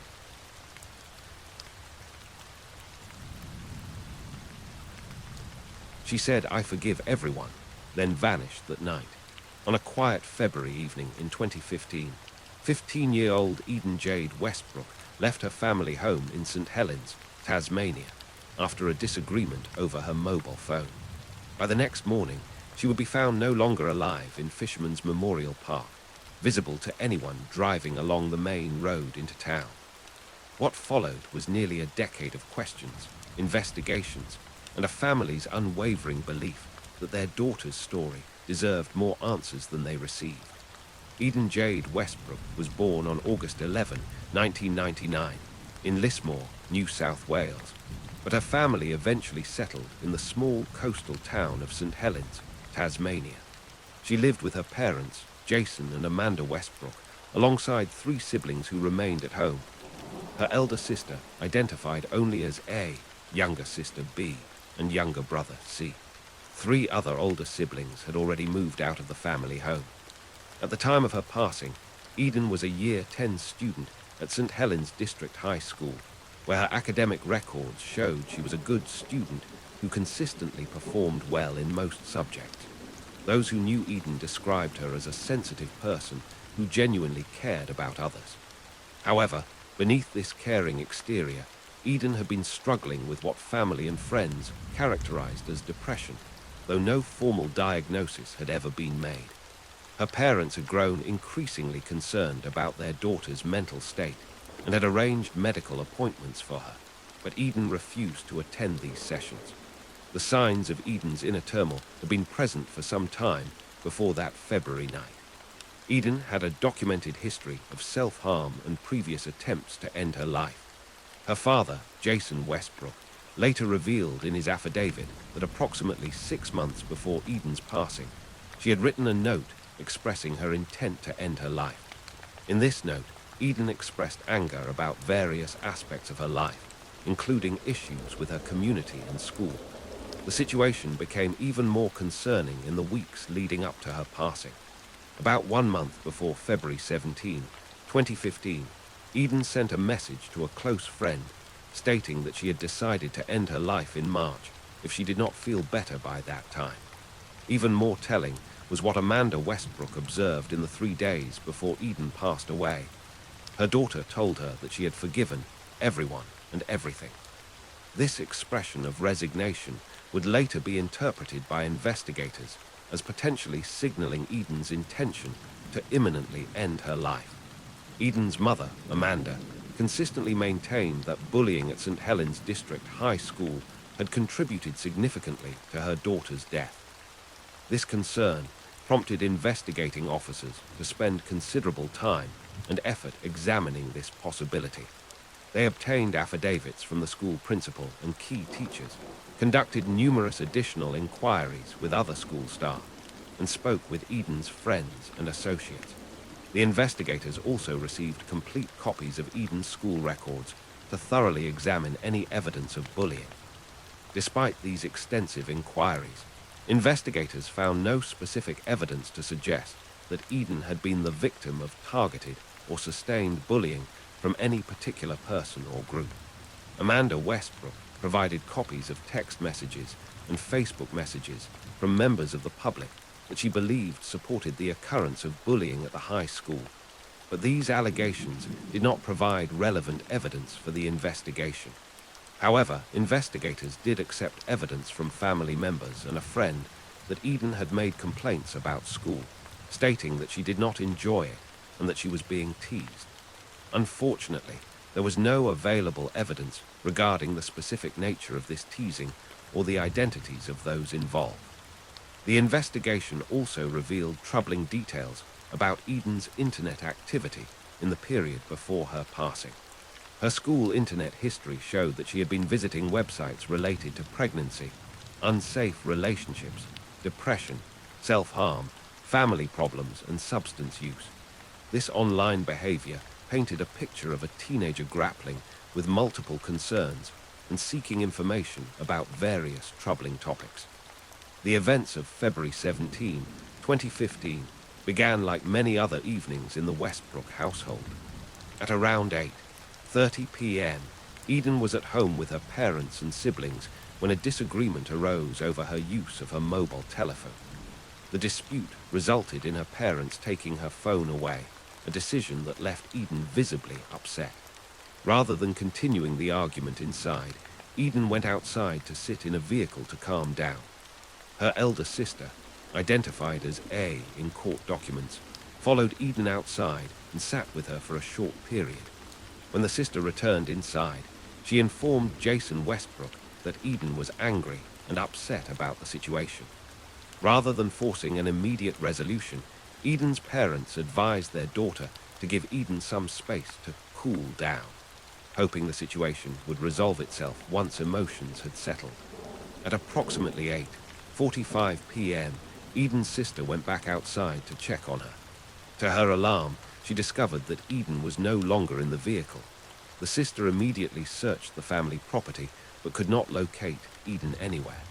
She quickly informed her father about the situation, and together they began a more thorough search of their property, hoping to find Eden somewhere on the grounds. When their property search proved unsuccessful, Jason Westbrook and his daughter expanded their efforts. They got into a car and began searching the surrounding streets, hoping to spot Eden walking in the neighborhood. Their search extended to St. Helens Central Business District and the waterfront area, all locations where Eden might have gone to clear her head. Growing increasingly concerned, they even went to check with one of Eden's older siblings who no longer lived at home, but this sibling had not seen Eden either. After returning home empty-handed, the family waited about 45 minutes before conducting another search, hoping Eden might have returned on her own. When this second search also proved unsuccessful, the family faced the troubling reality that Eden had been missing for several hours, with no indication of where she might have gone. The family would spend the rest of that evening and into the early morning hours not knowing where their daughter was or whether she was safe. The morning of February 18, 2015, brought devastating news to the Westbrook family and the entire St. Helens community. At approximately 6:50 a.m., Kim Woodcock, a delivery driver traveling along Medea Cove Esplanade, observed what appeared to be a body in Fisherman's Memorial Park. Initially uncertain whether what she was seeing was real, Woodcock pulled over to investigate and quickly realized the tragic reality of the situation. Woodcock immediately attempted to alert authorities. She drove directly to the St. Helens police station, but found it was closed at that early hour. She then made a phone call to police emergency services before proceeding to St. Helens District Hospital to inform medical staff of what she had discovered. Her quick actions ensured that emergency responders would be dispatched to the scene as rapidly as possible. When police officers arrived at Fisherman's Memorial Park, they found Eden in a highly visible position. The location was clearly visible to anyone traveling along the main road, making the scene easily observable by passing motorists and pedestrians. Both Jason and Amanda Westbrook were contacted and attended the scene, where they made the heartbreaking identification of their daughter. A nurse who had responded to the scene checked Eden for any signs of life, but confirmed that she had passed away. The sight of their youngest daughter in such circumstances was devastating for the family, who had spent the previous hours desperately searching for her and hoping she would return home safely. One of the most puzzling aspects of the case was the complete lack of evidence regarding how Eden had traveled from her family home to Fisherman's Memorial Park, or where she had obtained the items involved. Despite thorough investigations, no witnesses came forward who had seen Eden walking through St. Helens that night, and the origin of the green rope was never determined. This absence of information about Eden's final hours became a source of ongoing concern for her family. The forensic pathologist who conducted the examination determined that Eden had lost her life as a result of hanging.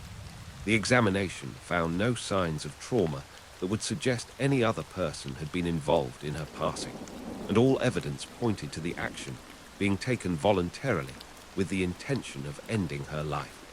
However, this conclusion would become a point of contention for Eden's family, who struggled to accept that their daughter would have taken such action. In the investigation that followed, Coroner Olivia McTaggart conducted a comprehensive review of all available evidence. This included the forensic pathologist's opinion, relevant police and witness affidavits, medical records and reports, and forensic evidence collected from the scene.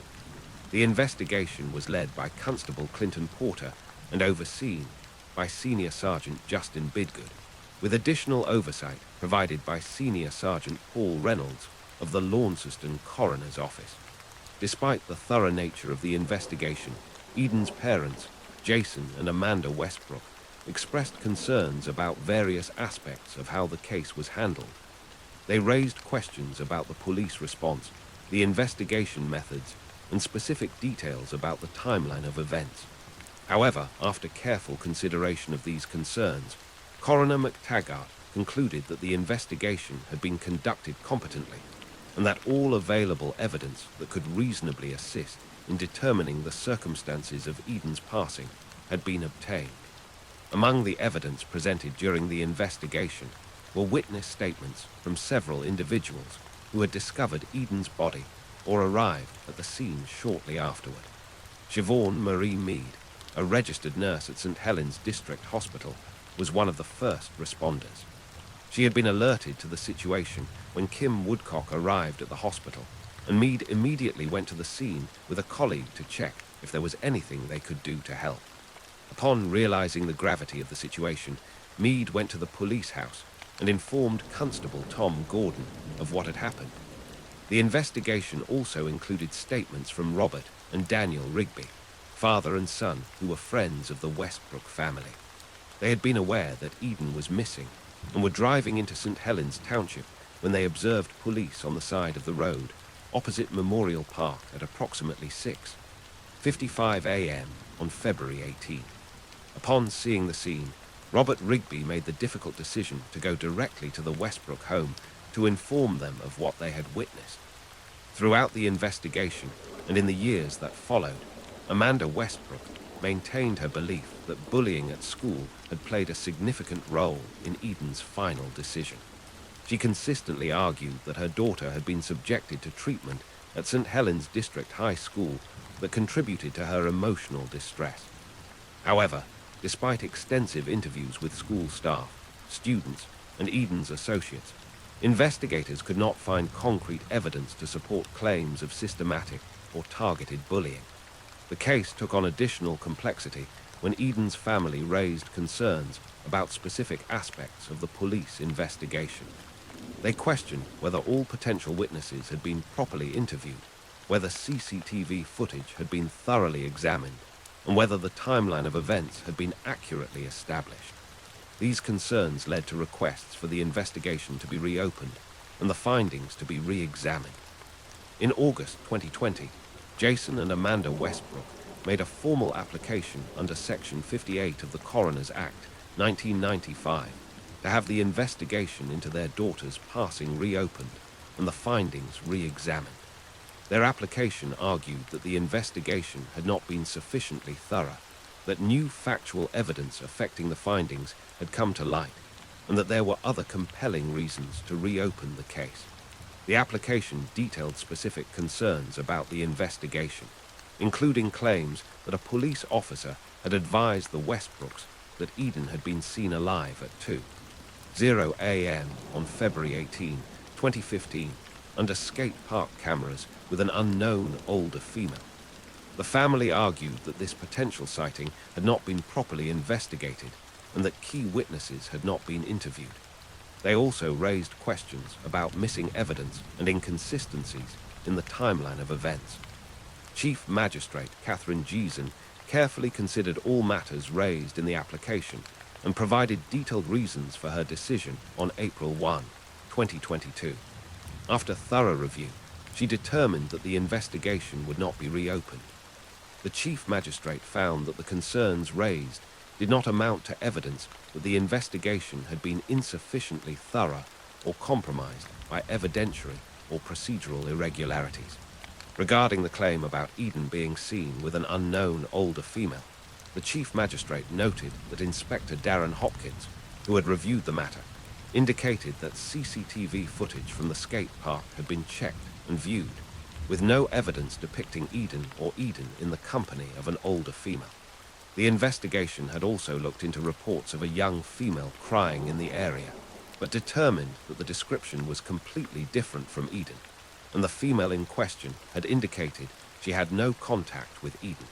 The chief magistrate also addressed concerns about witness Kelsey Riley, who the family claimed had been with Eden that night, but was never properly interviewed. However, the official record showed that Riley was not the first person to alert police to the situation, as she had claimed. The first official notification came through Kim Woodcock's report to hospital staff, and subsequently to Constable Gordon, making Riley's account inconsistent with established facts. In her decision, Chief Magistrate Jeason acknowledged the profound loss experienced by Jason and Amanda Westbrook, while explaining that the variations in witness recollections about specific times and the concerns about how Eden's body was handled at the scene did not justify reopening the investigation.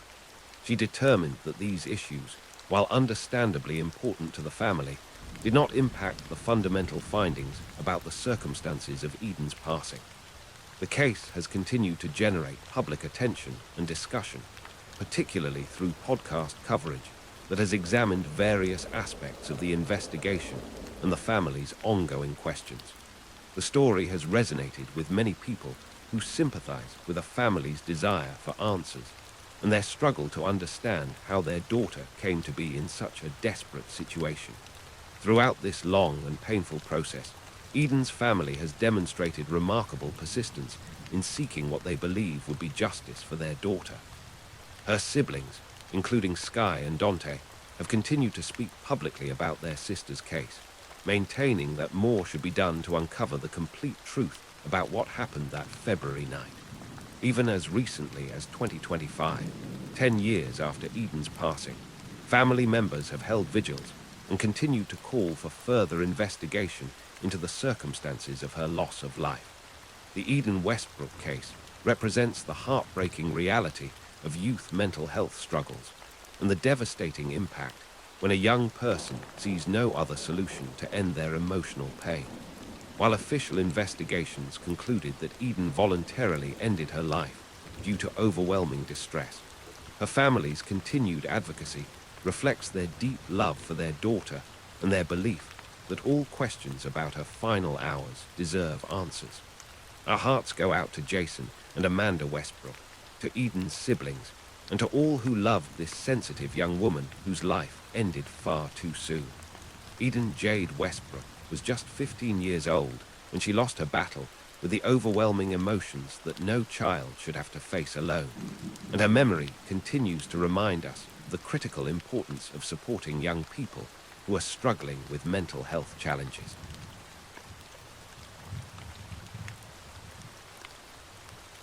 The nicest boy in town hid a secret no one saw coming. It was a cold Kansas evening at the end of November 1958, a peaceful suburban household, the kind that promised warmth and ordinary happiness. But that promise was about to be broken forever. Within those walls, 3 lives were about to change, lost at the hands of someone they never thought could bring them harm. The story of Lowell Lee Andrews, once known locally as the nicest boy in Walcott, would become one of the most haunting family tragedies in American history, one that left behind unanswered questions and lingering sorrow. Lowell Lee Andrews was born on September 21, 1940, in Walcott, Kansas. His childhood, by all outward signs, seemed pleasant enough. He grew up in a close-knit Baptist family.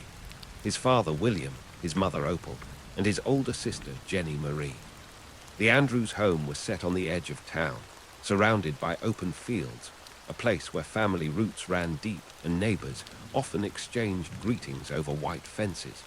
Inside that house, Lowell was quiet, studious, and introverted, spending his free hours leafing through books and practicing bassoon for the school band.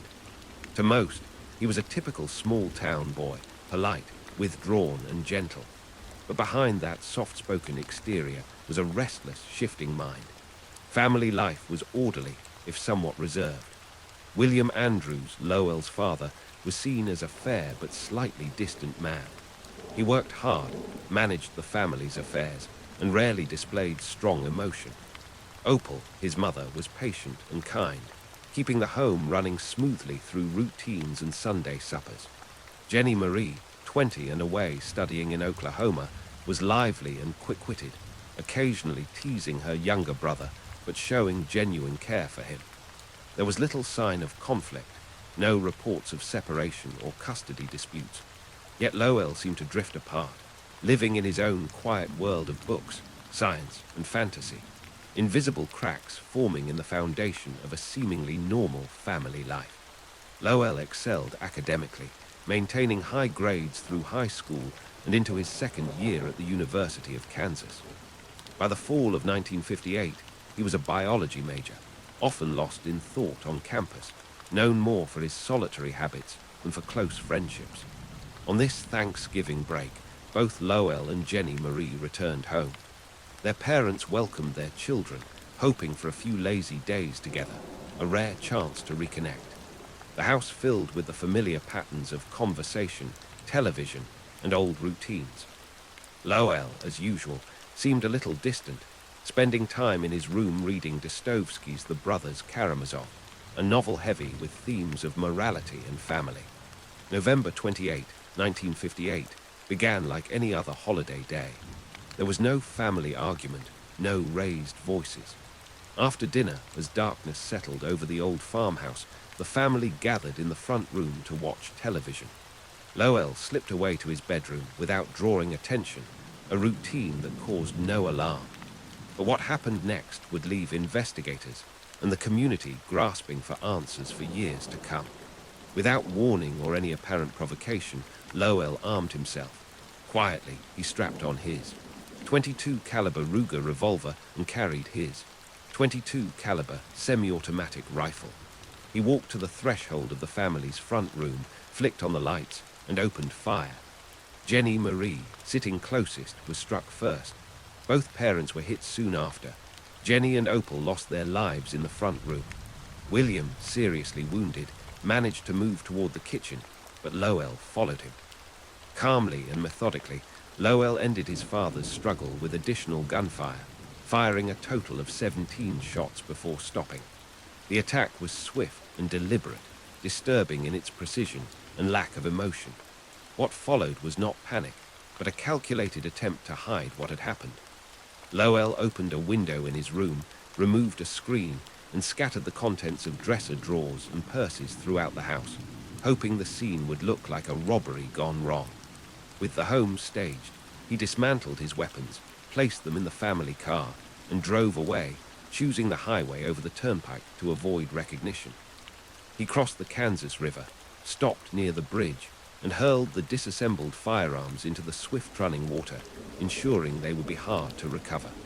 But his efforts to conceal his crime went even further. Lowell drove on to Lawrence, to his student boarding house, stopping in to collect his typewriter, making sure to greet his roommate and landlady, perhaps to anchor his alibi in their memory. He then saw a movie at the Granada Theater, picked up gasoline at a nearby station, and again made his presence known to the attendant. By the time he returned to Walcott, it was nearly 1:00 a.m.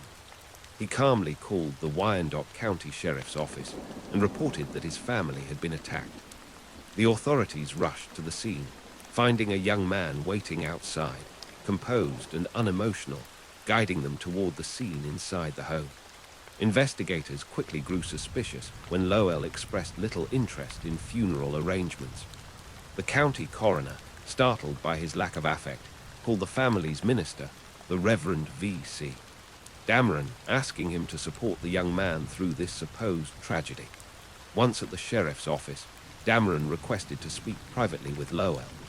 He began gently, asking Lowell to confide, insisting he believed in his innocence, but encouraging him to take a polygraph to prove it.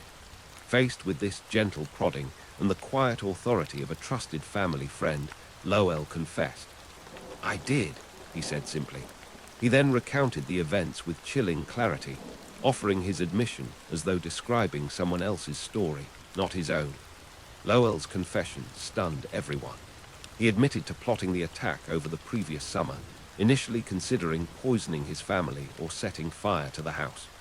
In the end, the idea of shooting them and making it appear to be a burglary won out.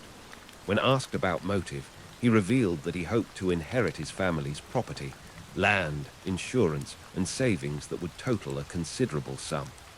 "Did you dislike your family?" he was asked. His answer was cold and detached. No, he liked them well enough, but believed that ending their lives was the only way to secure his financial freedom.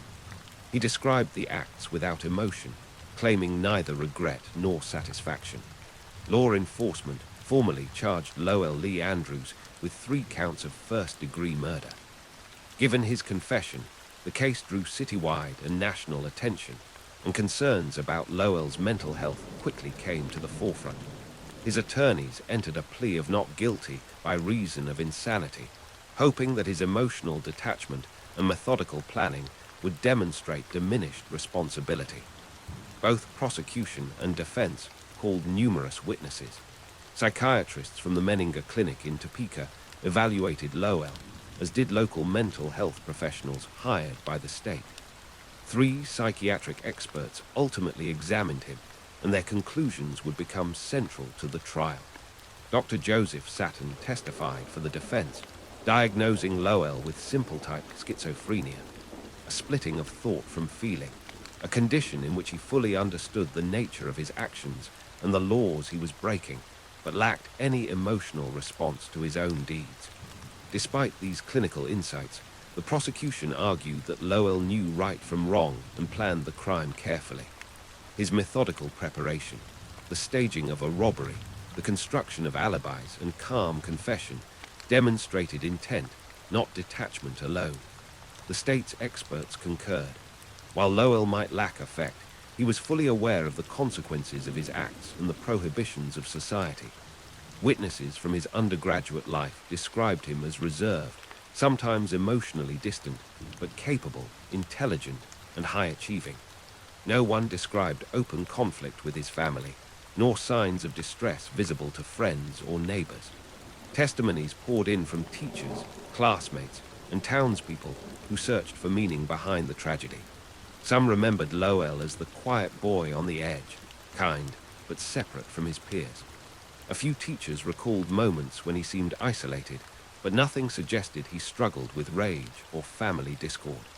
The Reverend Dameron, too, provided testimony, explaining that Lowell displayed no remorse or sorrow for his family. He emphasized that Lowell had been coldly articulate in his confession, unburdened by shame or guilt, stating plainly that he had planned the deaths to secure his inheritance. As the trial unfolded, the prosecution detailed every calculated step in Lowell's plan, piecing together his movements from the time he shot his family to when he manufactured his alibi in Lawrence. The evidence was formidable. The detailed confession, the scattered household articles, the missing weapons, and Lowell's attempts to act as a bereaved son. The defense countered with claims of mental illness, hoping to find compassion in the jury's verdict. The proceedings drew the attention of the entire region. In courtroom after courtroom, jurors listened as the two sides sparred over the bounds of moral and legal responsibility.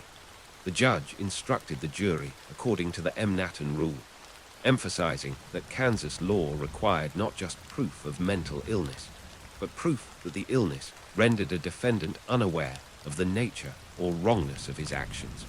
Witness after witness took the stand, including those who had spent time with Lowell in the hours following the crime. Roommates, dormitory supervisors, gas station attendants, and theater employees each described their encounters with the composed young man, recalling nothing that would betray the horror he had left behind that evening. The jury had to weigh not just psychiatric assessments, but the stark, emotionless narrative of confession rendered in Lowell's own words. As deliberations drew to a close, the jury found Lowell Lee Andrews guilty on all 3 counts of first-degree murder. As instructed, they weighed whether he should spend life in prison or face the death penalty. The calculated nature of the crime, the lack of remorse, and the financial motive convinced them that the most serious sanction was warranted. The judge approved the verdict and pronounced a sentence of death. Appeals followed. Lowell's attorneys filed motions and petitions for clemency, emphasizing his mental state and the unique sadness of the crime.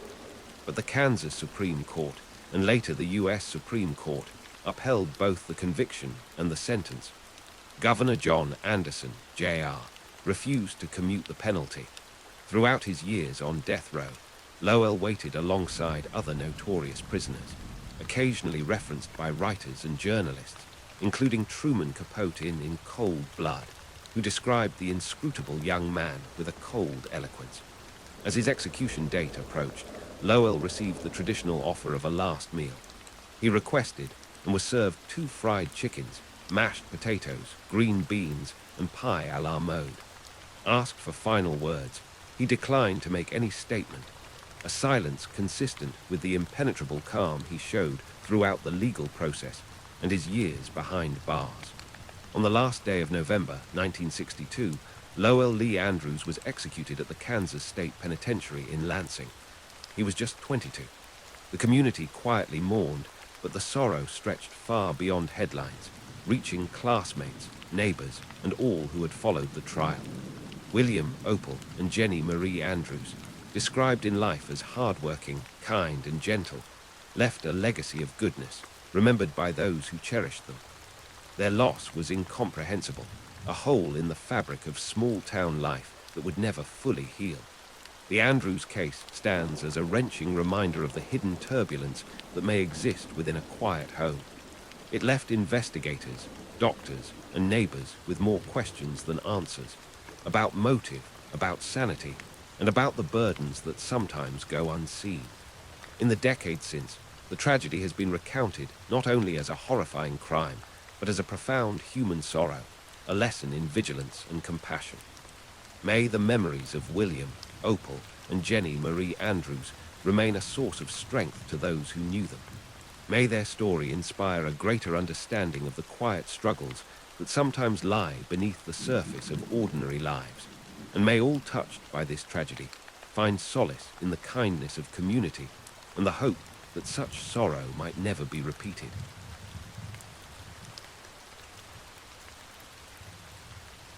The tragic loss of Katie Fusco, when love became deadly.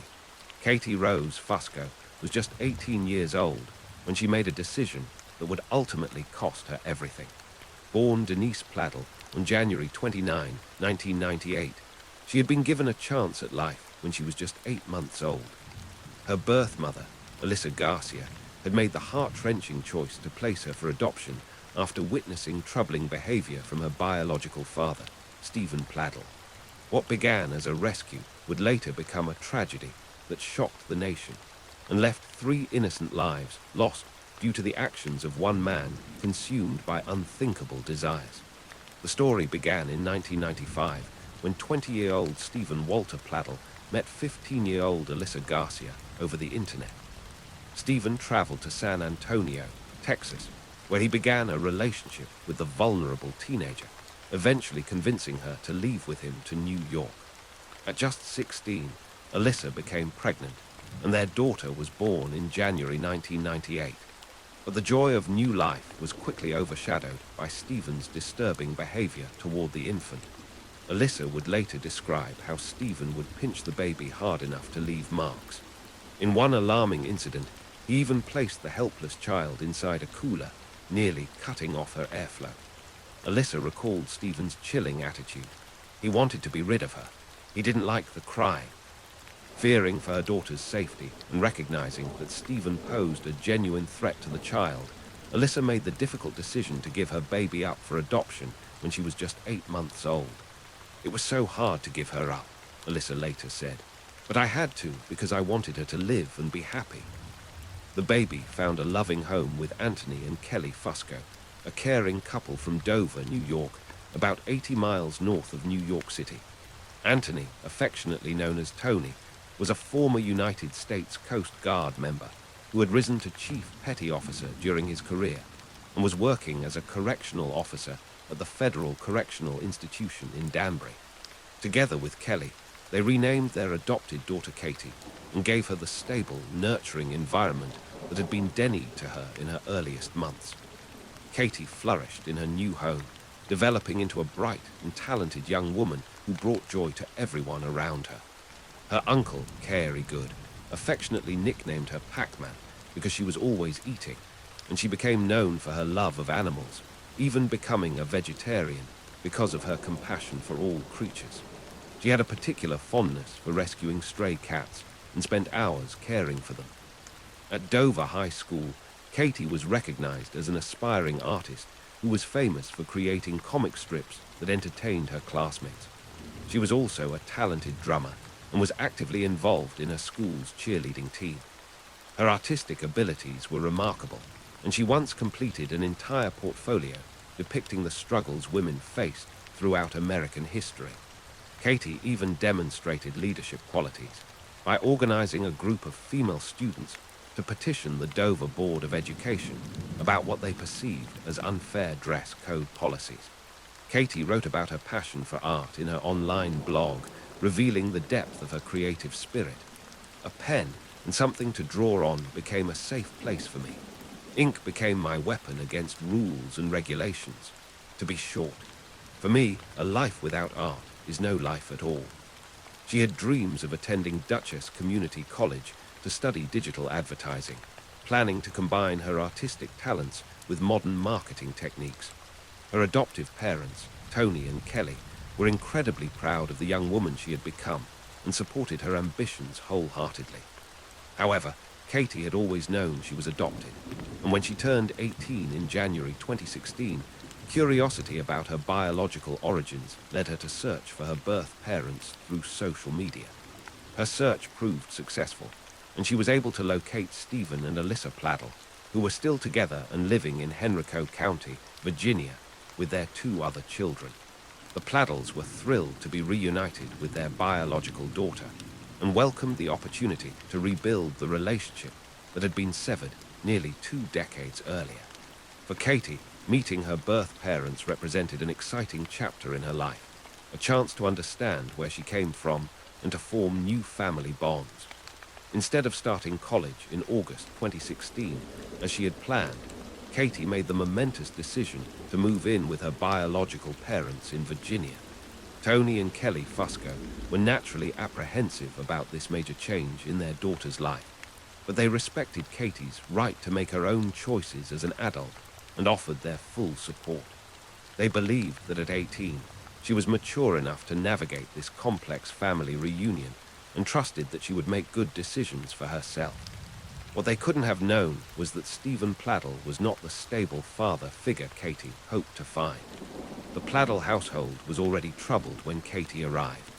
Stephen and Alyssa had been experiencing significant marital problems and had decided to separate, sleeping in separate bedrooms while they worked toward divorce. Alyssa had endured years of emotional and verbal abuse from Stephen, living in constant fear of his volatile moods and explosive temper. I was always on eggshells. Whatever his mood was, everybody knew, and that mood was often not happy. A lot of yelling, a lot of things smashed in the house in front of our kids, Alyssa later explained.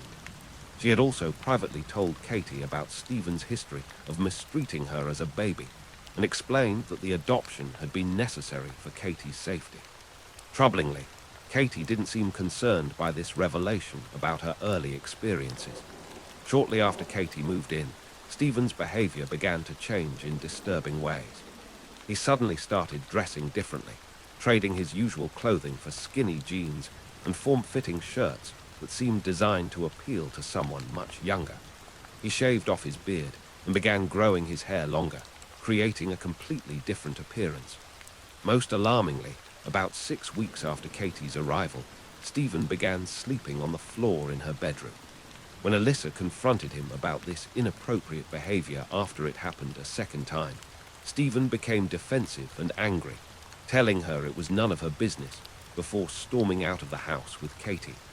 This incident prompted Alyssa to finally move out of the family home in November 2016, though they continued to share custody of their 2 younger children.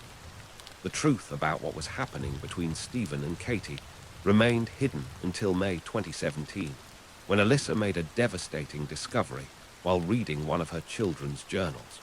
Her 11-year-old daughter had written about Katie's pregnancy and revealed that Stephen was the father. The journal contained upsetting entries that showed how confused and distressed the young girl was by what she was witnessing. "Katie is pregnant." Dad says they feel like couples. Did they get a little too drunk that night? My dad is messed up. He's Satan. The child had also written that Stephen had instructed both her and her sister to refer to Katie as their stepmother, despite Katie actually being their biological sister. When Alyssa confronted Stephen about these shocking revelations, his response was chilling in its casualness. I started to become hysterical, and I called him, Alyssa recalled. I said, "Is Katie pregnant with your baby?" He just said, "I thought you knew, we're in love." Alyssa's reaction was immediate and emotional. I started screaming. I was just cursing him out. "How could you? You're sick. She's a child." After this horrifying conversation, Alyssa immediately contacted the police to report the illegal relationship. Even as police began their investigation into the relationship, Stephen and Katie's actions became increasingly brazen. On July 20, 2017, just 2 months after Stephen's divorce from Alyssa was finalized, he and Katie were married in Parkton, Maryland.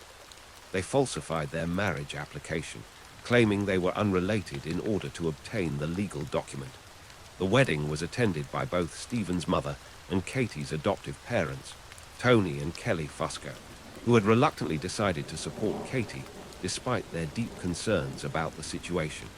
Wedding photographs showed Katie wearing a short black dress, smiling alongside Stephen, both their mothers, and her adoptive father Tony. The Fuscos believed they had no choice but to support Katie, hoping that their continued presence in her life might help protect her from harm. On September 1, 2017, Katie gave birth to a baby boy named Bennett Kieron Pladdle. The couple moved to a house in Knightdale, North Carolina, where they attempted to live as a normal married couple with their infant son. Katie portrayed their life on social media as that of a happy family, posting photos that showed what appeared to be typical domestic bliss, while never acknowledging the true nature of her relationship with Stephen. To the outside world, they looked like any other young family starting their lives together. However, this facade of normalcy was shattered in January 2018, when both Stephen and Katie were arrested on charges of incest with an adult, adultery, and contributing to delinquency. The arrests came after months of investigation by authorities who had been building a case based on Alyssa's initial report. Stephen was released on bond, while Katie remained in custody until the legal proceedings could begin. A judge ordered that the couple have no contact with each other, and custody of baby Bennett was awarded to Stephen's mother. The case attracted international attention, with media outlets around the world covering the shocking story of a father and daughter who had married and had a child together. Stephen's defense attorney, Rick Friedman II, attempted to frame the case in terms that would garner sympathy for his client. He argued that there had never been any allegation that Stephen had pressured Katie into the relationship, emphasizing that she was an adult when it began. This case is an 18-year-old girl who shows up at the doorstep of a 40-year-old man who's going through difficult times with his wife, Friedman stated. They have a bond because they're biologically related, but they never knew each other before they had a relationship. He was head over heels in love with her, so much so that outweighed the issue of them being biologically related. This defense strategy sought to portray Stephen as a man overcome by genuine romantic feelings rather than someone engaging in criminal behavior. Following their arrests and the court's no-contact order, Katie moved back in with Tony and Kelly Fusco in Dover, attempting to rebuild her life away from Stephen. She established a routine of visiting her adoptive grandmother in Waterbury, Connecticut, every Tuesday and Thursday, traveling there to help clean her house and spend time together. This regular schedule provided Katie with stability and purpose as she tried to move forward from the traumatic relationship. During this period, Katie made the difficult but necessary decision to end her relationship with Stephen permanently. She called him on April 11, 2018, and informed him over the phone that she no longer wanted to continue their marriage or any form of relationship. Stephen's reaction to Katie's decision was swift and deadly. On the night of April 11, 2018, he went to his mother's home where 7-month-old Bennett was staying and took the infant, telling his mother that he planned to have a video call with Katie. What actually happened was tragic. Stephen ended Bennett's life, then hid him away in the house. He called his mother at midnight to tell her he was taking Bennett to New York, then called again at 7:00 a.m. claiming they were almost there. But the final call came at 8:45 a.m. when Stephen confessed to his mother that he had taken the lives of Katie, Anthony, and little Bennett. On the morning of April 12, 2018, Katie and Tony Fusco left their Dover home for their regular Thursday visit to Katie's grandmother in Waterbury. Unknown to them, Stephen had been watching their residence and had followed them as they began their journey. Surveillance footage later showed Stephen waiting in his minivan near the Wingle Beer and Liquor store, just outside the mobile home park where Katie lived with her adoptive parents. He stalked them along their familiar route, knowing exactly where they were going and when they would be most vulnerable. When Katie and Tony's vehicle stopped at the intersection of Route 7 and Route 55 in New Milford, Connecticut, Stephen pulled alongside their car and opened fire with a rifle. The attack was swift, with both Katie and Tony losing their lives instantly. A nearby resident, Jeff Weinzevil, heard the gunshots while tending to his horses and immediately contacted emergency services. When police arrived at the scene, they found the tragic aftermath of Stephen's calculated attack on two innocent people whose only crime had been trying to help Katie escape from his control. After carrying out these acts, Stephen called his mother to confess what he had done. In a frantic 911 call that would later be released to the public, Stephen's mother told the dispatcher, "My son just called and told me he killed his baby." She explained that Stephen had also admitted to taking the lives of Katie and Anthony. His wife broke up with him yesterday over the phone. "She's in New York, and he told me he was on his way. He killed his wife. He killed her father. I can't even believe this is happening." Stephen had also told his mother during this final conversation that he was next, indicating his intention to take his own life. Police immediately issued an alert for Stephen's light blue minivan with North Carolina license plates. Approximately 16 miles from the shooting scene in New Milford, officers from multiple agencies located the vehicle parked on the shoulder of the road in Dover, New York, with its engines still running.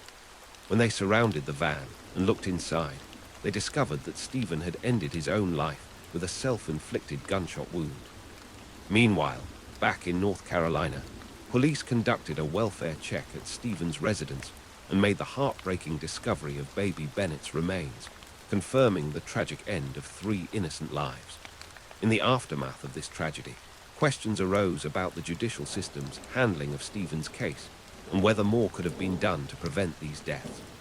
Henrico Commonwealth's attorney Shannon Taylor defended the decision to release Stephen on bond, explaining that a pretrial assessment had revealed no red flags in his background that would have justified holding him pending trial. Stephen had no prior criminal record, and Taylor noted that certainly there was no indication from the investigation that there was any type of violence within that relationship. However, critics argued that the severity of the incest charges and the presence of a vulnerable infant should have warranted closer supervision. Stephen's defense attorney, Rick Friedman II, expressed shock at his client's actions, stating that nobody ever could have predicted what Stephen would do. Friedman maintained that during their meetings, Stephen had shown no indication of potentially turning to violence. He defended both his representation of Stephen and the court's decision to grant bond, arguing that if any judge or any prosecutor or defense attorney involved in any of these cases believed that the Pladdle child would be in harm's way, there would not have been any bond. Despite these justifications, the tragic outcome highlighted the difficulty of predicting violent behavior and protecting victims in complex family situations. The 3 victims were laid to rest together in upstate New York, with Katie, baby Bennett, and Anthony Fusco buried side by side. The community of Dover was devastated by the loss of Tony Fusco, who was remembered as a dedicated public servant and loving father. Katie's grandmother, whom she had been on her way to visit when her life was cut short, was left heartbroken by the senseless violence that had claimed her beloved granddaughter. For Alyssa Pladdle, The tragedy represented the ultimate confirmation of her worst fears about Stephen's capacity for harm. "I'm grieving, I'm sad, I'm upset," she said, "but I also want to have something good come out of this. If it's to get truth out there, to open people's eyes to incest." The loss of Katie Rose Fusco, Anthony Fusco, and baby Bennett Pladdle represents one of the most heartbreaking cases of family violence in recent memory, where an innocent young woman's desire to connect with her biological father led to unimaginable tragedy. Katie's brief life was marked by artistic talent, compassion for others, and the love of her adoptive family, who gave her every opportunity to thrive, only to see her lose her life due to the actions of someone who should have protected her above all else. Her memory, along with that of Tony Fusco and little Bennett, serves as a tragic reminder of how manipulation and control can escalate to deadly violence, leaving families forever shattered by preventable loss.